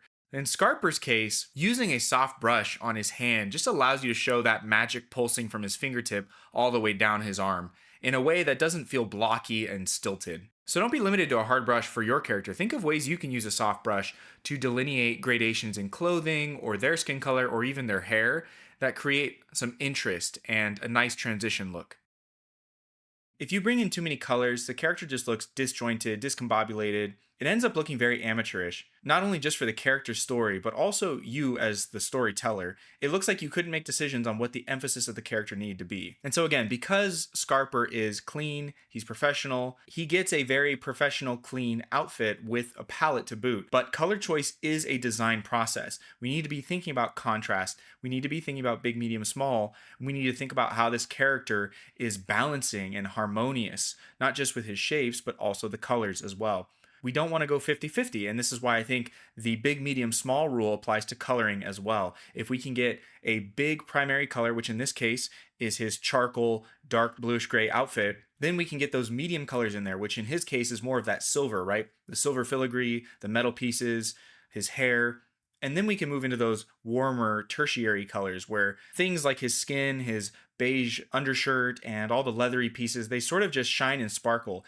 As I go through, I have to make decisions about all these different callouts and all these little accoutrements and gadgets he has on him. And as I update these and any color changes I make, I also have to make color changes to the other callouts. So that way there's consistency across the entire design sheet. And so even these gadgets, all these gadgets are pulling from this limited color palette that I have. So again, the functional pieces of his armor and leatherware, whatever the functional pieces are, they get specific shapes with specific colors. So the rectangular pieces get a nice bluish metal, and the leather pieces get a nice warm brown. It's not random how I've selected these colors. I knew he needed some warm to contrast it with, and it played off very nicely in his gadgets and his accoutrements. I think overall this came out very nicely. All the right things read, and we can use color to draw emphasis and to make things pop. I really like the bluish silver color that I chose for his hair and all the filigree. I just kept it the same color. And I like this because it draws attention to certain parts of his design that otherwise would be missed. Like, for example, I like the tapering on his boots and the end of his shoe. If I hadn't used that bluish silver, you wouldn't really be able to see those things, but they kind of create a nice contrasting outline to his whole look. Because the expression callouts are sort of loosey-goosey with some lines here and there, I outline and manually draw in a silhouette. That way I can just paint on top of them and drop colors in, just like I did with the previous method. But here, because I don't have as many lines to work with, I have to do a lot more manual selections, manual cleanup, but they just need to read straightforward. There doesn't need to be a lot of detail and render done here. And we're not going to be shading and lighting these very complexly, so it's totally fine that your expression callouts look a little bit more simple. The lines are a little bit thinner, the colors are a little bit more flat. It's fine. It gets the expression across, and that's what we want. Your assignment is to lay down the flats of your character, their callouts, their expressions, anything you've drawn so far, put all the flats down, which means it's time to make a decision on the color palette of this character. There's going to come a point in your process where the layers stack up and stack up and stack up, and you're going to want to make changes. And to make changes, you're now going to have to edit the line art layer, the silhouette of your character, the flats, the colors, maybe even getting to the point of having to reshade things, relight things. So I'm going to teach you a very destructive method to make changes, but I think it liberates you from being totally dependent on layers and layer structure. Now, this is not for professional workflows. If you were doing this in a professional setting, you would want to edit all your layers. So if that's the route you'd like to take, that's fine. But the way I'm going to show you is effectively just treating this as a flat image that you paint directly on top of. And so we have these colors, we have the lines, and then we have this layer group here called Paint Over. And this was done throughout the process as I wanted to tell more story about the character. And all I do is paint directly on top of my existing art. So what you would want to do is above your line art, create a new group, grab the same brush that you're using for your line work. We're going to change the settings of our eyedropper tool, our color pick tool, to pick up from the obtain display color. Now, what this means is that it's now referencing the entire canvas. So this allows you to paint directly on top of anything. But if I want to make changes, I can do that by painting directly on top of. And I have to add lines manually now. But it's saving me so much headache. Instead, I can just paint directly on top of and clean things up. I'm going to speed through the process of how I took a step back, did another self art direct, and realized the character was not telling the full story yet either. I figured out so much stuff about this character, but he just felt a little too clean. So one thing in particular that I did is I thought he needed a scar. And I gave him a scar that was kind of a jokerish scar, right on the corner of his mouth. And the story goes is that he was in a close fight with someone else, and a bullet from a magic gun, right, or a magic bullet whizzed past his cheek and through his ear. And so, because the magic is blue and blood is red, the scar healed as purple. And the bullet hole in his ear also shares that curved triangle look as the rest of him. And I think this just really tells a better story. I always think villains need scars. They've been in battles, they've lived through a life. And so for him to be the best assassin sniper in town, he needs to have had at least one close call where someone almost bested him, but he won. And I think that's an important characteristic of Scarper that I added during this paint over phase. At any moment, you can take a step back from your work, self-evaluate using the self-art direct method, and just ask yourself what needs to change, how can I improve the story, and what about this character really needs to be further refined to complete the image in the audience's head and in your own head of what this character should be on paper. I also gave him a bandana because he's a mage, so he can use a fint, which is a speeder bike that mages can use. When he's traveling through the wasteland, he needs something to cover his eyes with. Maybe the binoculars can go over his eyes, or he just pulls his hat down. But he needed a bandana to really cover his mouth while he's on that speeder bike. So that just made practical sense. He needed something to be able to breathe through his mouth. I'm also adding some dirt and splatter to different parts of him. For example, at the bottom of his boots, the bottom of his cape, I'm dirtying up his gun a little bit by just using a texture brush and just sort of smearing some colors around. Even though his suit is clean, his boots aren't. The bottom of his cape isn't. He still has to get dirty for work. For a villain, they need to look like they get their hands dirty a little bit. And so for him to just walk around in totally clean clothes and everything is shiny, sparkly, it just didn't feel appropriate. And again, I'm just affecting the local color. There are no shadows applied yet. I'm just applying the color of dirt, what the dirt would be in the wasteland, which is orange. It's kind of an orange color.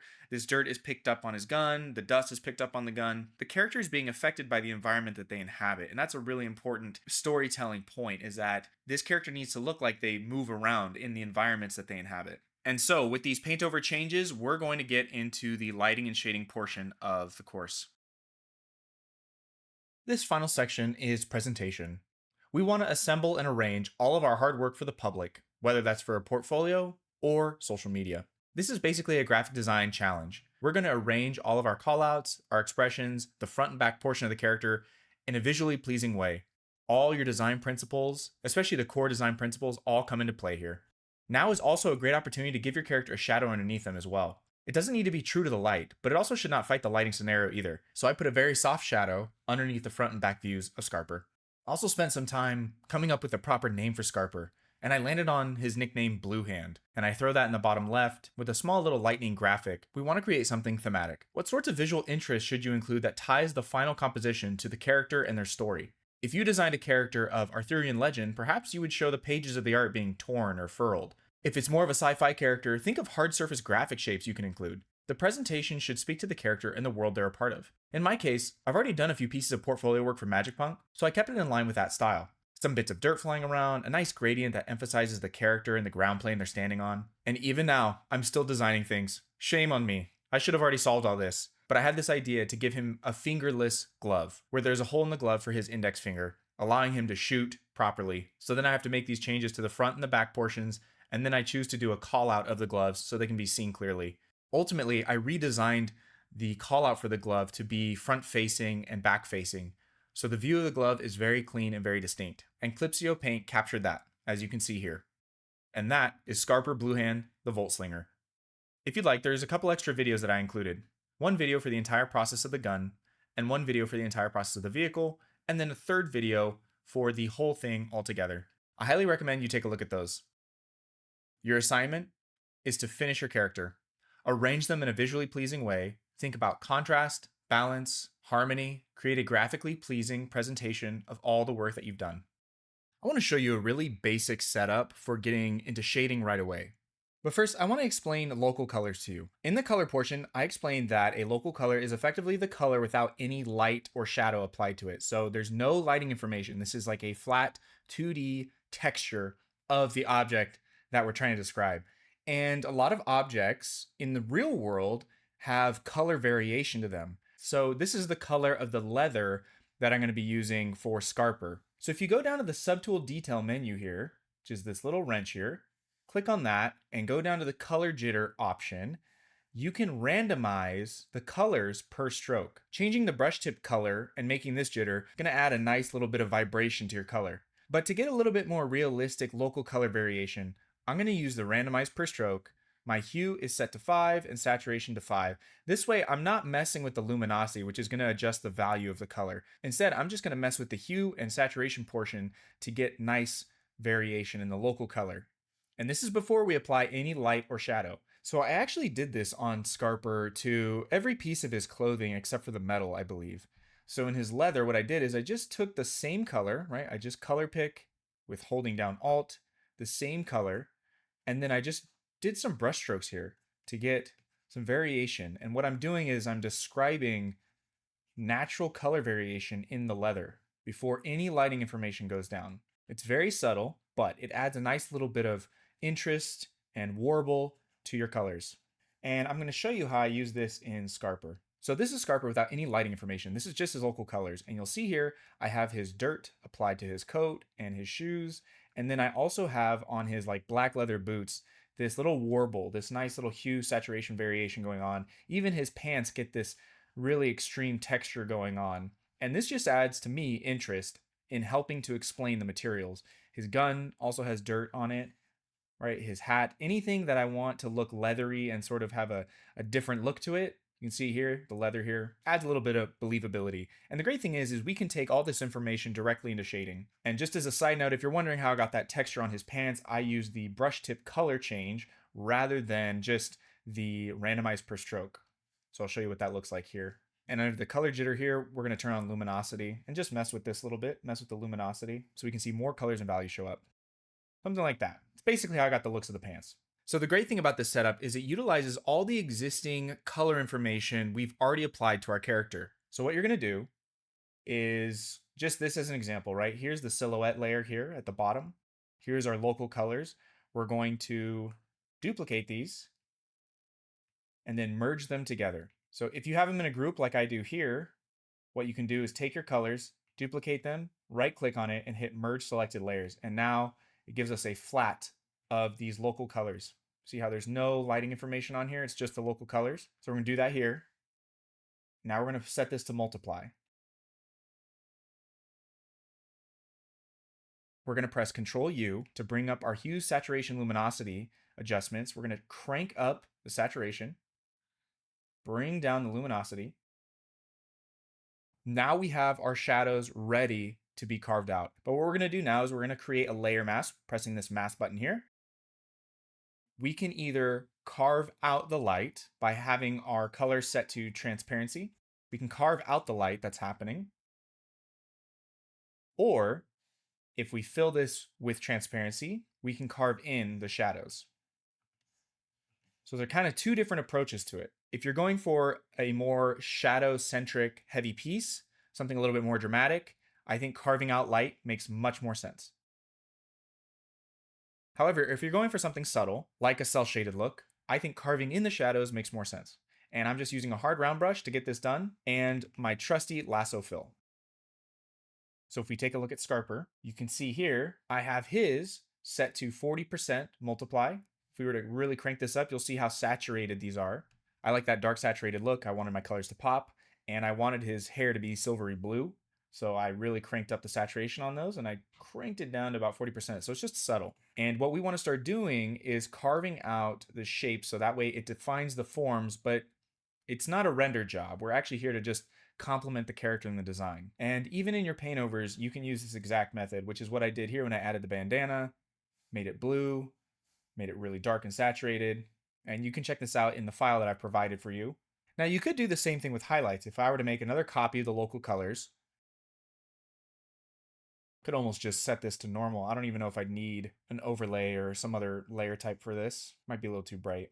And you want to make sure you're painting all of your changes within the mask. If you accidentally select the layer, you're going to start carving out the local color here. We want to make sure the mask is always the one selected. This allows us to make changes non-destructively. I just want to caution you against overusing highlights. Not everything needs to be three-tone. So I saved the majority of Scarper's highlights, the specular, which would be the hottest point on an object, where the light shines the most. I saved the specular for basically the metallic pieces, because what we want to do is, again, present our ideas in a pleasing way. If the design starts to get mumbled by the painting job, then we need to pull back on the painting to make sure the design is front and center, the hero of everything. And all of Scarper's specular, I painted on a separate layer on top of the lines. So you can see the specular goes over the line art layer. That way it breaks some of those black lines. If I were to put it beneath, the specular would just get lost. But this way it allows it to shine a lot more. And this was just using a hard round brush with white. And I started painting in little bits and pieces of the specularity. So keep the presentation simple. We're going to use a cell shaded look, which means just basically a single shadow tone. We're not going to account for ambient occlusion or ambient lighting. We're keeping things really simple by just copying and pasting our local colors, saturating them, darkening them, and applying it on multiply and toning it down just a little bit so it's not as extreme. All we need is the lighting information to describe the forms a little bit more clearly. Where things round off, where there's a hard edge, how things turn in the light is basically all we're doing.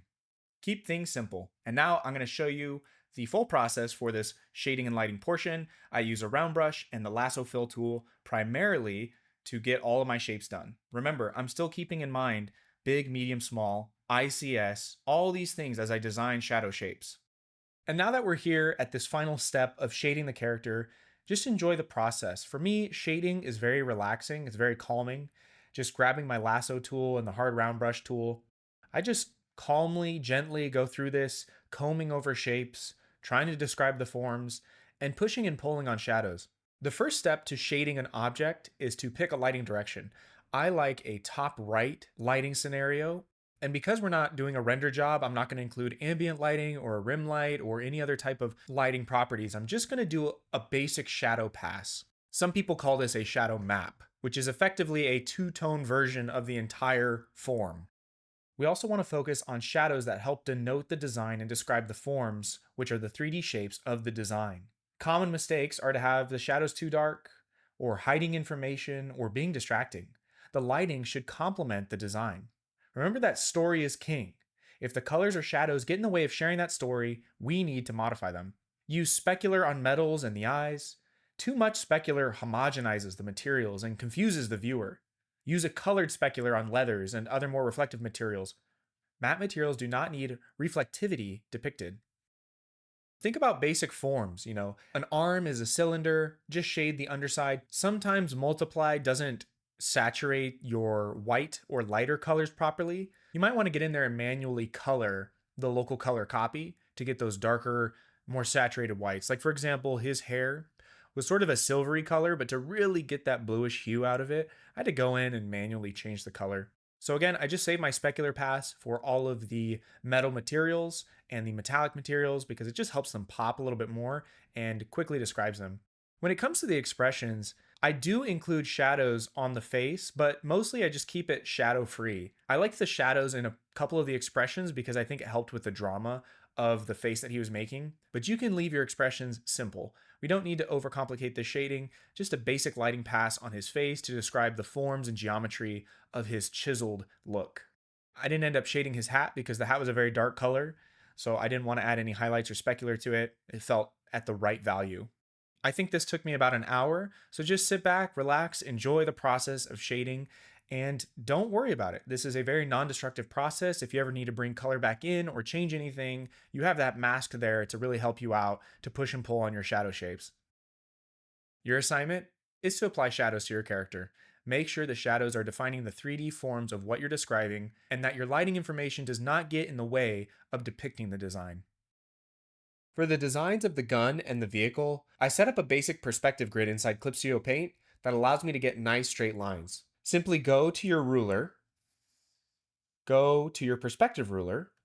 In the upper left of your canvas or somewhere off screen, hold Shift to snap the angle of the vanishing point and down. This sets up a single vanishing point going in this direction. The reason that I set it up in the corner is so when I'm drawing straight lines back and forth, don't accidentally go towards the horizon line. It allows me to quickly make straight horizontal and vertical lines. Now, if I ever need to disable this to get organic lines, I go up here to my toolbar and turn off Snap to Special Rulers. And now I can draw like this. I also have this set to a hotkey, Control-Alt-2, so I can turn it off and on. One more thing I want to show you is that rulers can be applied to entire groups. All you have to do with your left mouse button or stylus, click and hold, and you can drag the ruler onto an entire folder to affect the whole folder where you draw things. Now, right-click on the ruler, make sure Show in Same Folder is enabled. Now, any layers that are created in here are affected by this. To disable a ruler, hold down Shift and click on it, and you'll see the X goes over it. To duplicate a ruler, hold down Alt, click and drag, and you can apply it to different layers. Now, with that quick overview of a perspective ruler out of the way, enjoy the rest of the process. The bonus content is just more things for me to show you. In this video, we're going to be looking at the design of the gun from start to finish. This is basically a condensed version of the entire process that I've walked you through up to this point. Scarper's gun was a critical component to the character. He's a sniper. He's an assassin. It's what he uses to get his jobs done. I wanted to give it this exaggerated barrel, something that looked kind of ridiculous, like almost too long to be true. So the starting sketches were in Procreate, where I'm designing the gun and the vehicle next to each other, because I had this cool idea that the gun could sit inside of the vehicle. Like basically the gun would be placed in the middle of the vehicle and Scarper could ride around. And eventually I showed this to a relative of mine and he said, "Oh, that's cool." So he uses the gun handle to like navigate the car with as like, to basically control the vehicle. And I said, "No, he doesn't. But that is sick." So after that conversation, I decided that's a really great idea. Scarper should use his gun not just as a weapon, but also as a key component to control the vehicle. So there's two callouts that I do for the gun. And the first one is for his finger, that there's a second barrel in case he runs out of magic bullets. He can use his finger to fire the gun. Because remember, he's known as Blue Hand. So effectively, the gun would just service as a giant scope for him to aim, and his finger would serve as the bullet. Magic takes a toll on the user, so it's not ideal to be using all the time, especially if you're not that great at it. And because Scarper left the Mages Guild quite early on in his life, he didn't receive proper training completely. He knows how to use magic and weave it through his body, which is why he's highly sought after, but he doesn't know how to use it non-destructively, which just takes mastery of the magic. So instead, he uses it sparingly. It's a backup option for him.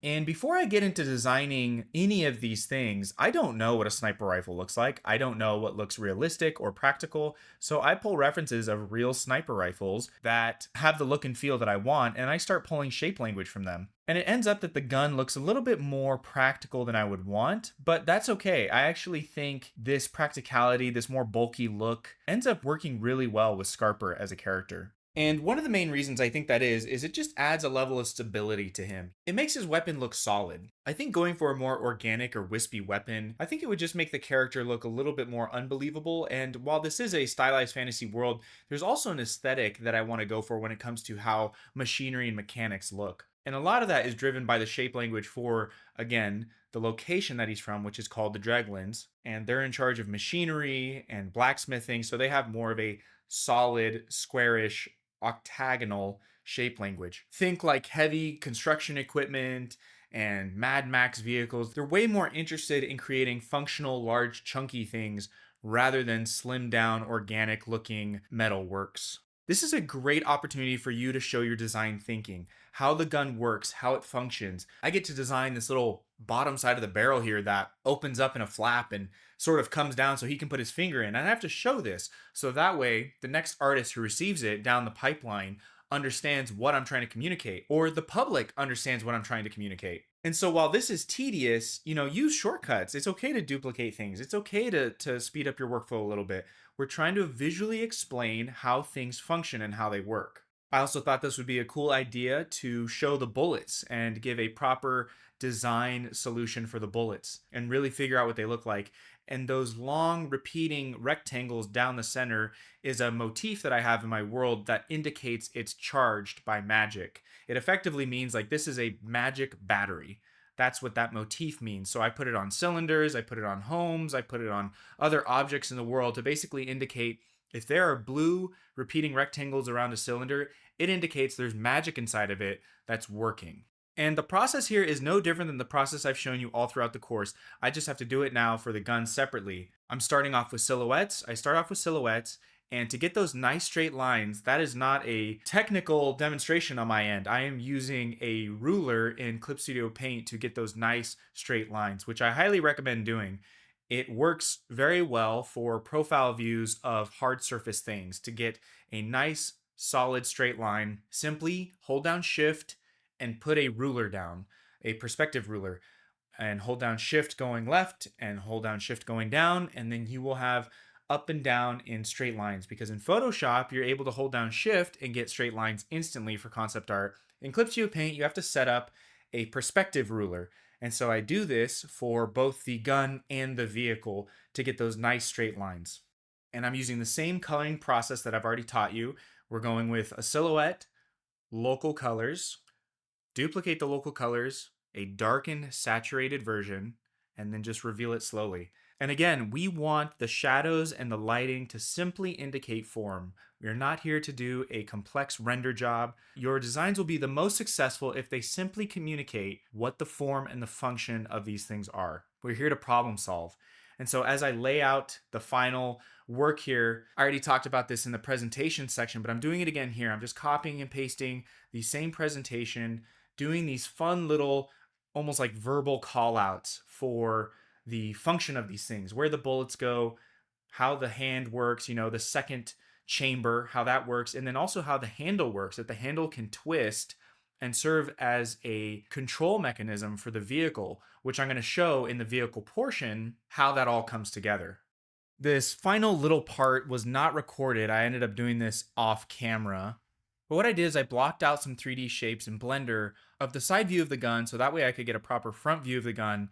And then I exported that model, traced over it, and made a front view of the gun, because I realized that a 3D modeler would not be able to create this gun from scratch without me providing a front view. So a side view and front view is proper for a schematic of this approach. And so instead, the whole process was just captured through the Clip Studio Paint time-lapse feature, and you're seeing that now. In the next video, I'm going to show you the same process that I did for the vehicle.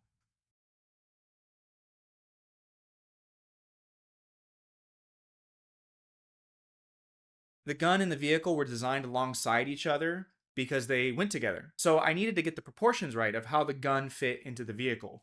And these beginning sketches were just done in Procreate in my spare time. And eventually I brought them over to Clip Studio Paint, where I could sit down and really think through and problem solve through a lot of the functionality. And now I'm bringing it into Clip Studio Paint, and to explore these vehicles a little bit better, I wanted a 3/4 view to really figure out how this vehicle would look as it was traveling through the wasteland. And so I'm using all the tools at my disposal. I'm using the liquefy tool, I'm using the lasso tool and transforming things, the warp tool, whatever it takes to get the right shapes. And you'll see me mess with these shapes quite a bit, because that's what we're here to do. We're here to figure out the shape of the vehicle. You can almost post hoc explain the functionality of a thing if the shape looks as if it's designed to do that. I didn't need to know how the gun fit perfectly inside the vehicle. All I needed to figure out was, what does this vehicle look like, and does it look like it could fit a gun? So as I'm drawing these, you can see me account for the gun sitting between the two wings of the ship. And again, these are called fints. They are little speeder bikes that only mages can power. And the reason is their handles are locked to mages who can channel magic through their hands. If you cannot channel magic through your hands in some capacity, you cannot ride these. So again, I'm just taking you through my process of thinking about these things. I'm taking all my own advice. I'm doing an art direct pass. I'm explaining things to myself. I'm walking myself through what works and what doesn't. What do I like about these ships? What do I not like? And then trying more ideas. As soon as I figure out something I do and don't like, I try new ideas. And I'm starting off here with a lot of these sort of fin-like rectangular shapes. And this was the direction I was going. But one, it's a little bit too close to the hero's vehicle, Machi's vehicle, which looks a lot like this. And two, it's missing that Scarper shape language. So you can see with this attempt here, I'm really trying to bring in more curved triangles and that shape language that Scarper is known for at this point. Because even though the gun was built functionally, a Fint, the speeder bikes that mages ride, is so personal to them that it should reflect them as characters and their interests and their color palettes. And so it makes sense that if Scarper walks around in this suit, in this cowboy outfit, and he goes to the bike maker in the Dreadlands, he says, hey, I want a bike that looks like me. It better look like Blue Hand is riding this thing around town. Versus a gun is a little bit more utilitarian. It's not as personal because anyone could use this gun. Kind of, except for the second chamber. But most people could use the gun. No one else could ride this bike except another mage. Remember, tall, thin, pointy. He needs a bike to match that personality. He needs something that looks tall, thin, and pointy. His gun is just tall and thin, but his bike is also pointy. And he looks like it could jab you as it's driving, and that was important. The silhouette read of the vehicle was very important to me, and I decided that the silhouette was actually what I was going to render. So instead of doing a 3/4 view of the vehicle, I ended up just doing a profile view and a front view, and that would have been enough information for a 3D artist to make a model out of effectively. With this final red line, this art direct pass, I'm really getting close to how I want this vehicle to look, and this took quite a while to solve. And I thought that the fins should be more those curved triangles rather than the rectangular fins that I was going for previously. Once the shapes are in place, my secondary shapes come into question. Where's the seat of the vehicle? What is the filigree of the vehicle? What are the details of the vehicle? Where does the engine go? There's a lot of functional problem solving to figure out now. And the cool thing is if you do a little bit of research and a little bit of reference board building, you can quickly figure out the core components to anything you want to make. And so for this line art pass, I use the Bezier curve tool in Clipsio Paint, which is effectively the pen tool. And I do that on a vector layer to create the lines for this final render pass on this thing, because I wanted it to look like a blueprint and a schematic for the vehicle. And so here, I'm bringing in that schematic, that idea of the handle that turns the vehicle. Right now, we're just doing a lot of perspective math, just trying to figure out how this should read in space. And basically, what I want to do is create a 2-frame animation of this function. What does it look like standing up, and how does it rotate? You grab the handle at the back, and then you rotate it over. And as I designed that function, I had to go and change the front portion of the character because I decided the back of the gun was actually going to be a handle. So I had to go back and do a paint over of that in the front view, which I showed earlier. And so the cool part is, now that I've actually figured out the gun, I can bring in a render of the gun in sort of a grayscale version and place it as a diagram and schematic in this vehicle, because they both go hand in hand together to complete the full picture of Scarper. And I think that's one of the main reasons that I wanted to include the process for the gun in the vehicle, is these were also characters that were secondary to Scarper. Particularly the gun was obviously secondary, and his Fint is tertiary. We got that big, medium, small. The character is the most important piece, but his weapon is just as important. And again, had it been a knife, had it been something smaller, a little bit more ceremonial or just utilitarian, like a generic longsword or a generic bow, I probably would have put that on the main character's page next to them. But I thought the gun in the vehicle had such distinct characteristics and cool world-building ideas about them that I wanted to include them on their own pages. And I wanted you to see that process as well. Just like I did with the gun and Scarper himself, I'm dirtying up the vehicle quite a bit. I decided I'm going to add a little bit more render polish to this piece. And the way that I do that is by adding a glow dodge layer, which is unique to Clipsio Paint. I think the equivalent in Photoshop is called linear dodge, or it might just be the regular color dodge layer. Grabbing a nice warm, very, very warm white, and then just sort of airbrushing over the metal parts to give it a nice metallic sheen that really describes the overall texture and feel of the vehicle. Again, render treatments like this should be used sparingly, so that way the focus is on the design and not our render skills. But I thought it appropriate for the vehicle to have plenty of dirt on it and also a little bit of a sheen. The final front view of the vehicle was done off camera, but Clipsio Paint captured it in its time-lapse feature. You're seeing that here. And this allowed me to actually solve for how the gun would sit there. And I made it really simple. The gun just sits on some bars that basically hold it up. And it probably has a locking mechanism towards the back where the handle is, so that way it can rotate in place. No need to overcomplicate it. I just put a vent there to explain that the vehicle at some point has an exhaust intake, and then some metal bars to uphold the sniper rifle as Scarper travels through the wasteland. So in the next video, we're going to look at the final time lapse all together of this whole process.